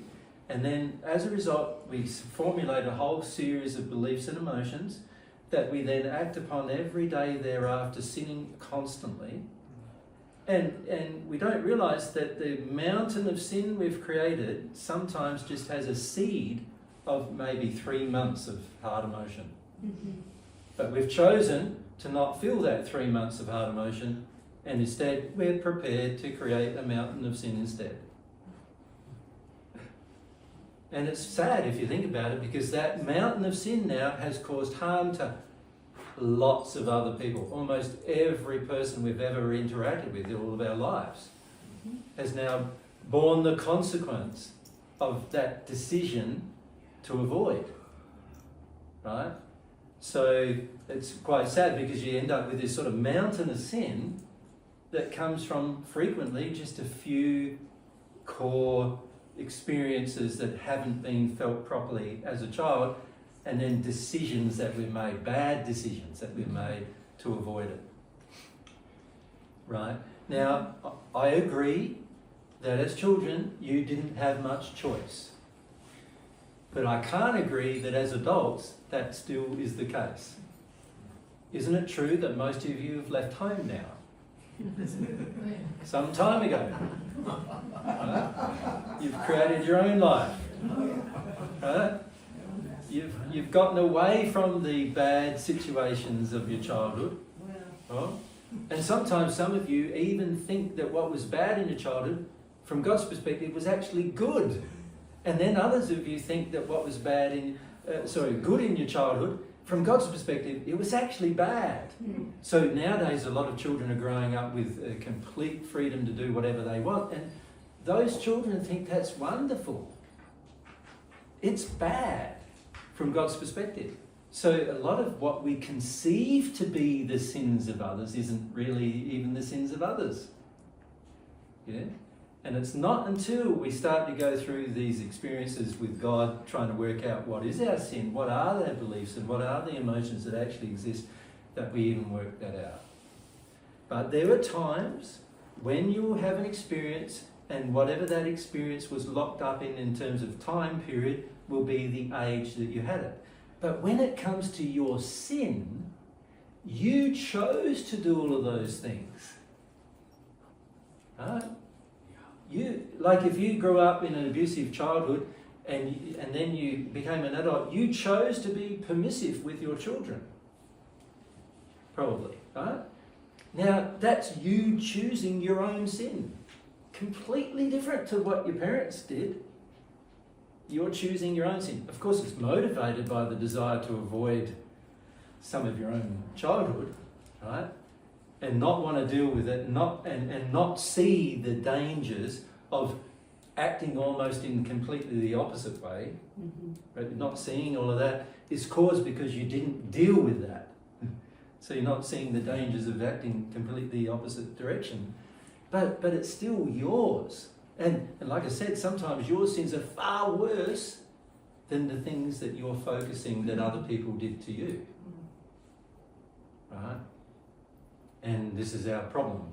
Now, when it comes to feeling the sin, well, all of it pretty much has been done as an adult. So you're going to have to go through that emotional experience that's stored. You're going to have to find the experience, the memory of the experience. I did that then. You're going to then, so let's say I was permissive with my children all the way through their childhood. And then you're going to go, well, that was the effect of my sin. What feelings and emotions and beliefs inside of me caused me to take such actions? And most of the time, while you did it, you thought it was great. You thought you were being a wonderful mother or a wonderful father doing this, right? And that whole attitude means you're completely not aware that it's even a sin at that point, because you think it's good what you did. You think it was the love motivating you, but it wasn't, right? And you can see part of this awareness process is going to have to be, wow, I avoided something from my own childhood by doing something to my children that ended up being worse than what happened to me in my own childhood. And then the question becomes, well, why did I do that? What was the reason inside of me? Now, some of those reasons will be emotional, based on the 6-year-old Debbie and what happened to her, or the 6-year-old Mandy, what happened to her, But some of them were adult Debbie or Mandy making some decisions because she didn't want to feel about all of those childhood things, and she wanted some different results. Yeah? One of the interesting things that happened when I was 24 when I had my firstborn. I was 26, he was 2. I don't remember, something was said, something happened, and I slapped him across the face. And the instant I did it, I broke down, I started to cry. He was doing this to me to come down to him. I got eye to eye, and I'm tearing, and he says, "It's not nice to hit little children." And I held him and I said, "I'm so sorry. Yeah. I was hit as a child. I promise I will never do it again." And it allowed me to get to a beginning scratch of it, but still not dealt with. still not dealt with, and I understand. Because what you you didn't mean allow about- yourself to fully grieve and fully Yes. connect to the cause. Yeah? Yeah. Yeah. So now the problem with that, Debbie, is like I keep saying to you, is you now think you've dealt with it, but you haven't. I haven't. So you got to be so careful of this intellectual gymnastics that you're doing with Yes. yourself. Yeah. This is you in the mind going, oh, that was good. That I dealt with that, and I didn't do it ever again. So that means I dealt with it. No. No. Yeah, I know it's still in me because the memory still has. Has power. It has packing points that Yeah. I literally read the word vow and I go right to it. So Yeah. that's my homework. Thank you. Yeah. Yeah. All right. So we're right so far. Is there any can you see the principle that I'm trying to teach you, which is these beliefs and emotions and even the senses of your history are your memories. These are all your memories. And your memories are stored in your soul. And what God wants to do is help you remove the bad ones. Do you understand? Yeah. When you remove the bad ones, you'll forget. And when I say you forget, what that means is that you'll no longer have an emotional signature about those memories. So it's like emotionally it never happened. You'll remember the event happened, but emotionally you won't have any more feelings about it happening. God wants to remove these memories for you. They are the causes of many of your sins. But you can only do that by allowing the emotion that is connected to the memories. Right? And so it's very, very important. And actually, How have you read the Paget messages? We said this in the Paget messages. How many of you got that? Can you see? A little. Yeah? It's very rare for a person to understand what memories are. The memories are all of these beliefs and emotions and sensory feelings that were all stored in your soul. And God wants to help remove them from you so that you no longer experience unhappiness because of them. And also so that you no longer sin. But when you're in a shut down state, controlling all of your memories, and you're controlling all your emotions, and you're trying to suppress them and keep them under wraps and keep them down and keep yourself unaware, you're sinning against the very process that God wants to help you through so that you can be relieved of them. That makes sense? Mm-hmm. Is this where you say when you're in repentance,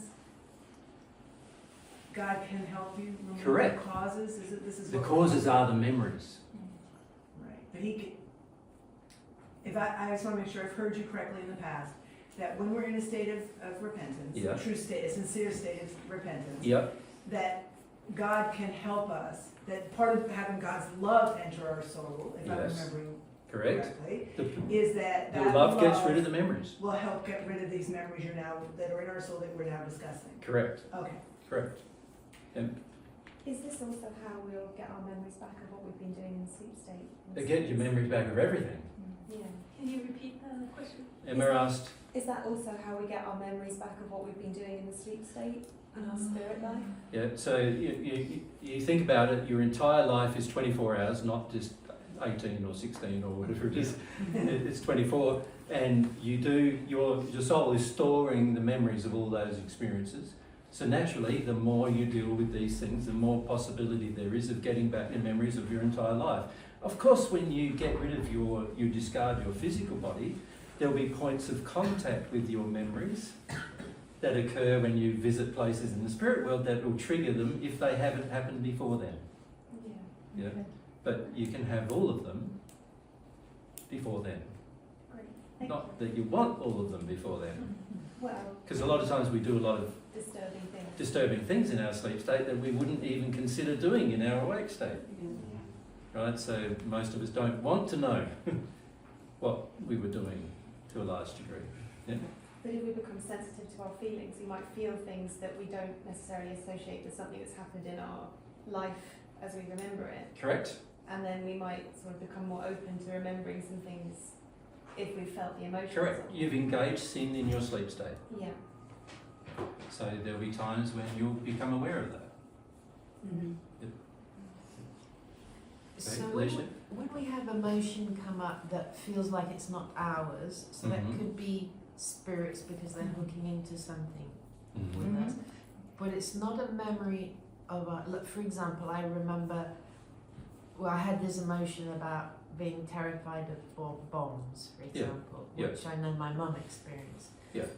So that's not that she's passed on the memory, it's that she has a belief about, or that she has this sensory experience. Your that mum's she's passed, then right? Yes, that she's then passed because Yeah. she's What she's doing, she's just saying, she knows you've got fear. She's got to Yeah. the point now where she realises a lot of your fear comes from her. Yeah. She's giving you images. One of those images is The bombs. bombs Yeah. falling, and her being totally terrified. Okay, yeah, thank you, because I haven't thought about that. I've had that since she's passed. That's right. God, thank you. That's right. So she's giving you that memory, right, of hers to show you that actually you have the fear of the bombs falling without even the memory. Yeah. The memory being what was passed to you through emotions and beliefs from your mother. Yeah, okay. And Right. a lot, like your mum's got a lot of regret now because she can see she suppressed that fear her whole life, and Yeah. it just affected her interactions with you a lot, actually. Yeah. Yes. Yeah. Thank you. Makes sense? And so through her process of repentance, she's going, I need to help my daughter Yeah. see that some of her fears, she needs to feel these fears, Yeah. but they belong to my life. Yeah, so that gives an example for me of course you can't work it out. Yeah. You just have to feel it, yeah. If your parent was sexually... Can we hands, please? Yes. Katerina, thanks. could the abusive parent abuse you in your sleep state as well when you're a child? So yes. I have that experience with my dad. Yeah. Like as a teenager, I woke up horrified because he was having sex with me. Yeah. And I don't recall any memory of that. Yeah. But after listening to you, it affected me. Yeah. That, whoa, Yeah. that happened. That was Yeah, actually an and sometimes it can be an actual experience. Sometimes it can also be you signaling to yourself there is a sexual element in my relationship with Dad in the awake state. Yeah, so don't interpret it immediately as a As it's sleep state definitely experience. Okay. It may not be a sleep state experience, but you coming to recognise in your sleep state that your father sexualised his relationship with you, right? And then you need to deal with that. And as a teenager, it's kind of hijacking your sexual feelings, Yeah. which is why you're dreaming, I'm in bed with Dad. Because I'm having sexual feelings, but it feels like this is happening with Dad. Yeah, so it doesn't necessarily mean that that is your sleep state experience. It could be your soul telling your mind to remember something when you wake up so that you know you've got to deal with this yet. And you do need to deal with that. Yeah, your father has had this, and a lot of men do have that towards their daughters, to be honest, and just like a lot of mothers have it towards their sons. And these things need to be dealt with. And so there's a lot of what you would call sexual abuse that occurs, which is actually more emotionally incestuous than, in the sense that it happened as an emotional experience rather than a physical one. Yeah, because then the horror came of, holy crap, I've done that to my 2 sons. Yeah, frequently that's what happens. And we end up, when we, in a partnership and we're not happy with our relationship, sexually or emotionally happy in our relationship, frequently what we do is we groom our children to be the ideal gender of the partner that we're in the relationship with, and we groom our children to take to satisfy us in the ways that our partner isn't. So let's say my partner's not very emotionally expressive. Doesn't hug me much or anything like that. I've talked about it with her. She doesn't want to change that. We have arguments about it. It never works out. But I have a daughter, and so I hug her all the time. Right? I'm really just using my daughter to replace all the things, the shortcomings in my relationship with my partner. Right? Now, my daughter, when she grows up, she's going to feel some of that eventually. Initially, she might feel, oh, Daddy loved me more than Mummy, and all that kind of stuff. But when she becomes an adult, she'll see how emotionally incestuous that was. Because I was using her, right, to avoid this relationship.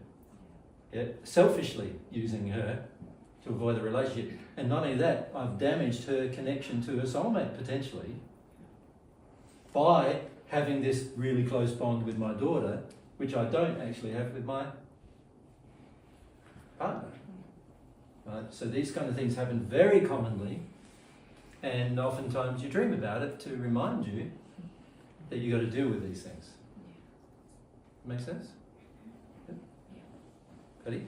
So going back to Alicia's experience with her mother and the bombs, I have an experience of just laying in bed and feeling I'm trembling. Yep.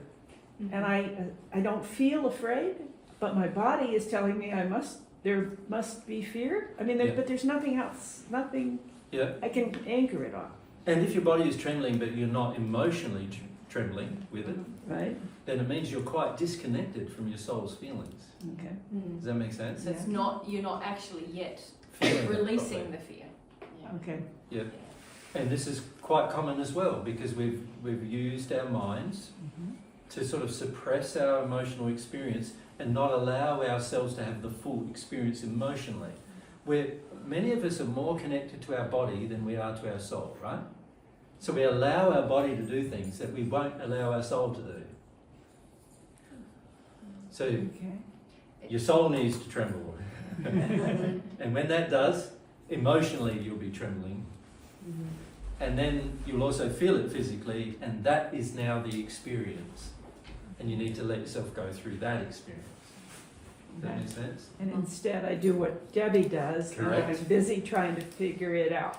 Yes. Yeah. And in the mind, like this is, again, the mind's just responding to the soul's demands to avoid the whole experience. So if you have a soul demand in your feelings, I want to get out of this terrible experience, then your mind's going to help you. And if that means disconnecting emotionally from what's happening to your body, that's what your mind will encourage you to do. You follow? I think so. I'm still trying to figure out how to reconnect. shift it. Yeah. Yeah, reconnect. Well, this is about educating yourself a lot, isn't it? More emotionally. You see, on Earth, the big problem on Earth is that none of us have been educated about emotions. We haven't. We've been, for years and years and years, we've been educated with our mind, and nobody thought to develop or help us develop any emotional intelligence, did they? Nobody thought really to help us understand ourselves well, or understand why we feel what we feel, or understand the relationship between sin and our feelings, and all those kind of things. Nobody's ever taught us to do any of those things, right? So we're going to have to teach ourselves to do those things. And quite often that is the difficult task of opening up to your sin. You having to teach yourself how things feel. So the reason why, so this was a much longer discussion than I was originally intending. But the reason why I've raised this is because I want to encourage you towards some homework for the next year. Is that all right? Okay. So the homework is this. What do certain sins feel like? What can I describe my feelings? What words would I use to describe my feelings? So if you, like, just every day, if you try to do this for, you know, if it was me, I'd be doing it for hours every day, and this is what I've had to do. But I'd encourage you at least to do it for 10 or 15 minutes a day, to sit down, you know, at some point during the day when you've got some peace, and just sit with yourself and go, what do I feel right now? What words would describe my feelings right now? Now, if you don't know the words, then I suggest there's a, I think I've done put a download on our website somewhere. Somebody did tell me where it was. I'm going to put it on the blog. Mary will We put it brought on it the up blog. a lot of times. But there was a website that I found called Nonviolent Communication. I think you know, some Which people I've are mentioned probably before. going to work on doing a list just And for they're us. going to put together a list of different emotions. I don't encourage you to go down all the other roads of nonviolent communication, because it'll greatly distance yourself from your own feelings. But what I would like to do is, there's a whole heap of emotions that are sort of classified as emotions when you feel satisfied. And then there's a whole heap of emotions that you could classify as emotions when you feel dissatisfied, right? And there's a whole lot of words associated with those emotions, right? And what I'd encourage you to do is to start figuring out how you feel. So the first process, the first part of the homework is this. Number one is to just sit down for 15 minutes a day to get some words together that describe your feelings about how you feel right then when you sit down. Right? A lot of you will start describing physical sensations rather than feelings, and you have to get out of that. It has to be feelings.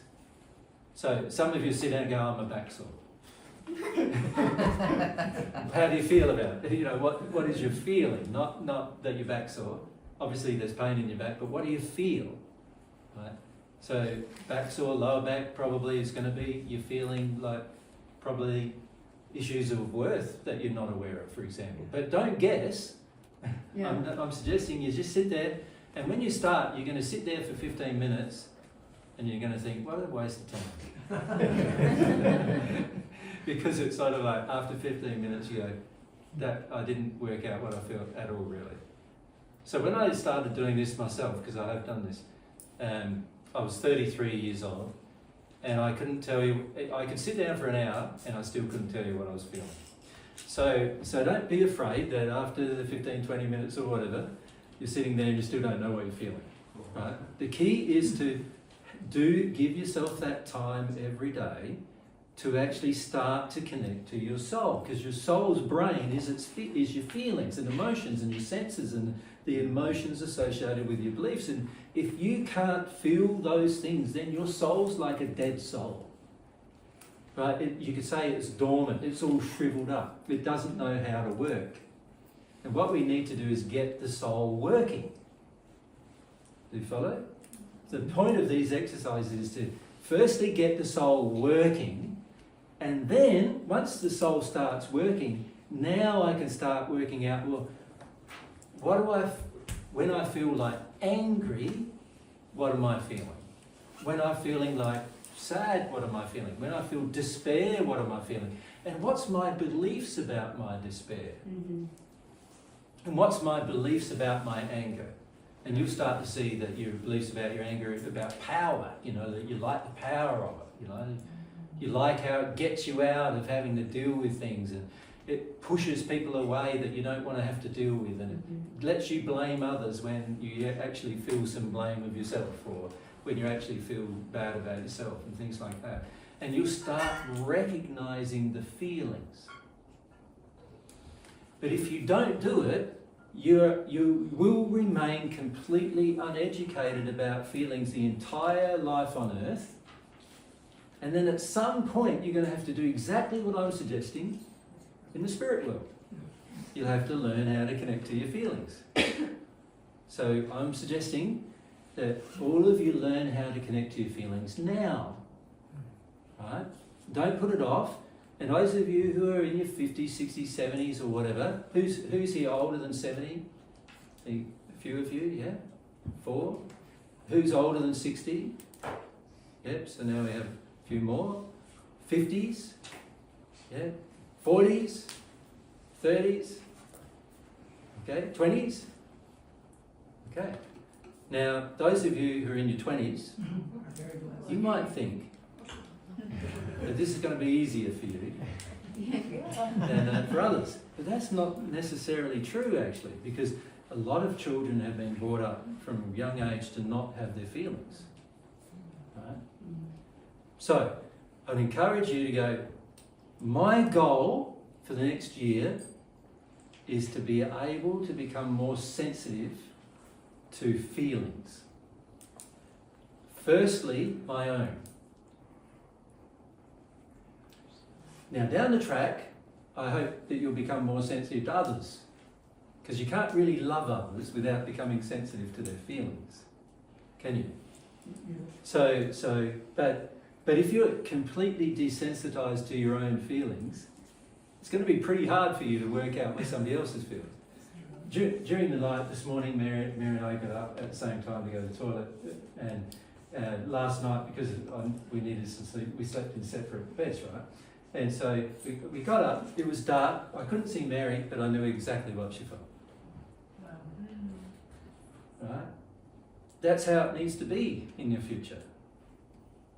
Need to be able to feel exactly what the person feels. To do that, you're going to have to feel exactly what you feel first. So you're going to have to be able to determine the difference between your feelings and someone else's feelings. Can you see this is going to help you with spirits as well? Because you'll be able to determine your feelings and their feelings as separate things. And also, it's going to help you with spirits, because a lot of spirits who are coming to you are masquerading with you. They're making out with you that they are nice spirits when they're not, or they're making out with you that you're helping them when actually they're just mucking around with you. Right? They're making out things with you, and because you can't feel them, you don't know. But if you're more sensitive to your own feelings, you'll be able to feel yourself, and then you'll be able to feel, he's just making fun of me. He's just having a laugh at my expense. Does that make sense? He's just distracting me from getting onto my stuff. Why? Why am I allowing that? You'd be able to work all that out. Because it's only when your brain of your soul starts working that you really start growing. Right? Now, in the Paget messages, some of the spirits came along and said, "It's like I've got a dead soul. It's all shriveled and dead, and I don't know. I've lost my soul." Some people have said. Remember, there was a few messages in the Paget messages. This is why, because they were so detuned from the real part, the beliefs, the senses, and emotions are all emotional in nature. They were so detuned from the brain and the soul, the way the soul works, that it's like their soul didn't work anymore. Right? And many of them then believe they haven't got one. And there's some people in the spirit world when they arrive, and after hearing about the soul and developing the soul, they go, "But I haven't got one because I don't feel that way. I don't have feelings. Yeah? I don't have these things." And they have to be educated. No, everyone has one. Everyone's got a soul. We've just become so desensitized from it, so detuned, shut down, resistive to even understanding what's in it anymore. Okay? Now, the reason why I'm raising all of this too is that every sin is a feeling, and your fight for your sin are feelings. So if you can't feel feelings, you're not going to recognise the difference between fighting for your sin versus recognising your sin versus actually feeling your sin. Right? You're going to believe that when you take a certain course of action that you're doing it well motivated, when actually, because you can't feel your sin, you can't feel that that sin is motivating you. Does that make sense? And it took me many, many years to work through this for myself in this life. You know, all the 14 have imbibed sin during the course of their life, just like you have in this life. And it took me many years to work out, what do I even feel about things? Right? And I had to put forward a dedicated effort of my own, using my own desire to do so. And everyone around me was trying to stop me from doing it at the same time. But I had to put forward a dedicated effort to discover what my feelings actually were. And for many of you, you're going to have to do the same thing. Put forward a dedicated effort to find out what your feelings are. Every sin has a feeling, and every avoidance of sin has a feeling.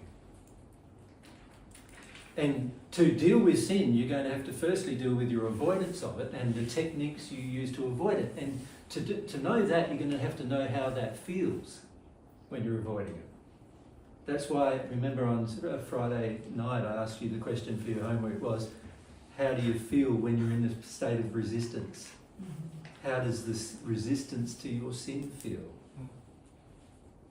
Right? Because if you don't understand how it feels, you're going to be in your resistance doing it and not knowing you're even doing it. You're going to think, I'm right, I'm righteous. That person, whoever is you're upset with, they did the wrong thing. They don't get me. They don't understand me. They don't, You're going to feel all of those things instead of recognizing, oh, here I am again. This is what it feels like to fight my sin.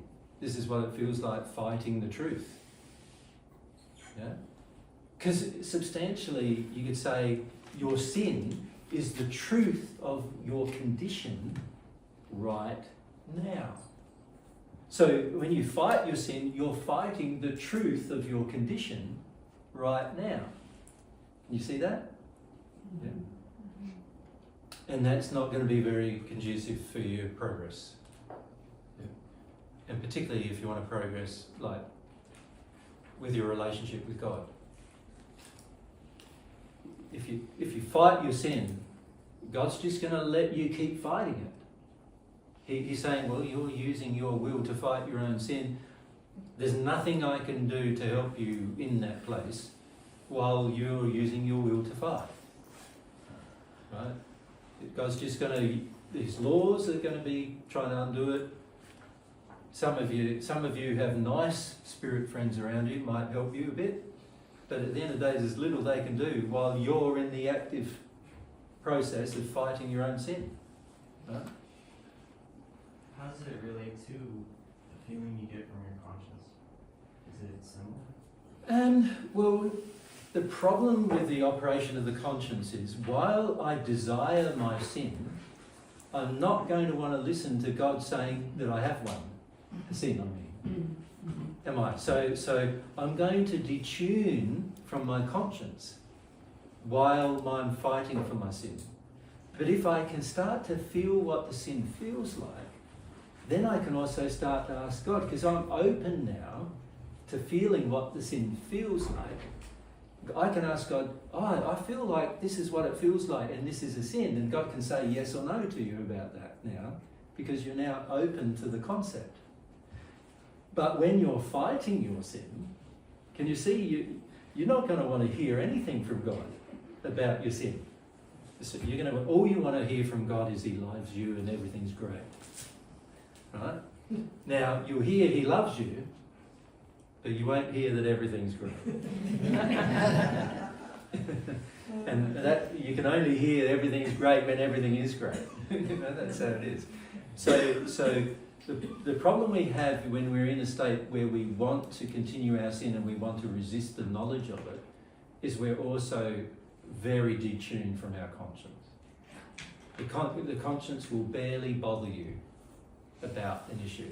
It'll be like it's not even an issue. Right? So just in the example before that I gave about a parent, letting their child roam free, without any discipline. And I'm not talking about corporal punishment, I'm talking about without any restriction or discipline and without any law. If you let your child do that, that is a sin. But the parent who's doing it is utterly convinced that it's not one. Yeah. Utterly. Otherwise, if they were convinced it was one, would they be doing it? Of course they wouldn't be. So they are utterly convinced that it's not a sin. And so in that moment, you imagine asking God, you're utterly convinced what you're doing is not a sin. So you ask God, is me letting my children, be without law a sin? And you're not going to hear anything from God about the matter because you're completely blocked to hearing that it's wrong. But you might hear a spirit say, no, go for it. I agree with that too. I think that's great, You might hear that. And if you're not careful, you might then think that was God, which would be even worse, to attribute such thoughts to God, which is actually a blasphemy. Because God has established law for every child, so He doesn't think it's right to be lawless. So, it would be a blasphemy if we accepted that as coming from God, but we would be tempted to, because we are in a state where we believe that is true. Right? So the conscience, the problem with it, when we're in sin, is we'll want confirmation of our sin. So our conscience is not going to work very well in that state. Yeah. So, but when we sensitize to the feelings of our sin, now we're also sensitizing to the operation of the conscience as well. Because now we're looking at the possibility that, this feeling is a sin. So now we're more open to receiving some truths about the matter. Now, I don't know if you've noticed, but any person who's got a very fixed opinion is very hard to convince otherwise, aren't they? Yes. They're very hard to convince otherwise. Now, what you've got to determine is whether the fixed opinion is God's or it's just your own. Right? And for the most part, when we're in sin, the fixed opinion is our own. And because the way you sin is different to the way I sin, right? My fixed opinion on the exact same issue as your fixed opinion is probably going to be very much in harmony with the sins we commit. Right? But both out of harmony with God. So even asking other people, what do you think? Is this a sin? Has its dangers, doesn't it? Yep. And this is why we've got to learn how to sensitize emotionally so that we can open up our soul emotionally. Once our soul is opened up emotionally, now emotions coming from God can be felt, which is how the conscience works, is emotions coming from God about how things, what we're doing. They can be felt. I can feel my own feelings, and I can also feel the emotions of my partner, my friends, my family, I can start to understand what's really going on in my life. Not what everything looks pretty on the outside going on, but what's really happening. What's the underlying stream of life that's happening in my lack of awareness that I haven't seen before. But it's all happening. See, most of us don't realise that almost every single interaction you're having with another person has nothing to do with what you're talking to them about. Right? It's got everything to do with the feelings you have and the feelings they have and why the two of you attracted even to come together to even have a conversation. Right? And most of us have no awareness of that at all because we're so much in this mind-dominant space that we have no idea what's really going on. Why is a person reacting the way they're reacting? Why am I reacting the way I'm reacting? Why do I find it uncomfortable with that person? And why do I find it more attractive to talk to this person? We have no idea about why all that's going on because we lack the sensitivity, because our sin causes us to numb out of our sensitivity. Like, it's a suppression of our sensitivity. It's a suppression of the soul's brain, or you could also say it's a shriveling of the soul and its capacity to understand. Yeah? What's the time? Yeah, it's 1 after. Time to have lunch, I think. Should we wait for after Can I lunch? just ask one quick question? Can she ask one quick question? Let me ask a question. The question is whether it's a quick answer. Yeah. Would it be accurate to call this, this teaching of today especially, the emotional relationship with God? Because even the conscience, you just said, is emotional. What would be accurate to say is that a relationship with God is not even possible without emotion. So the whole concept of a relationship is dependent upon emotion. So don't call it an emotional relationship with God.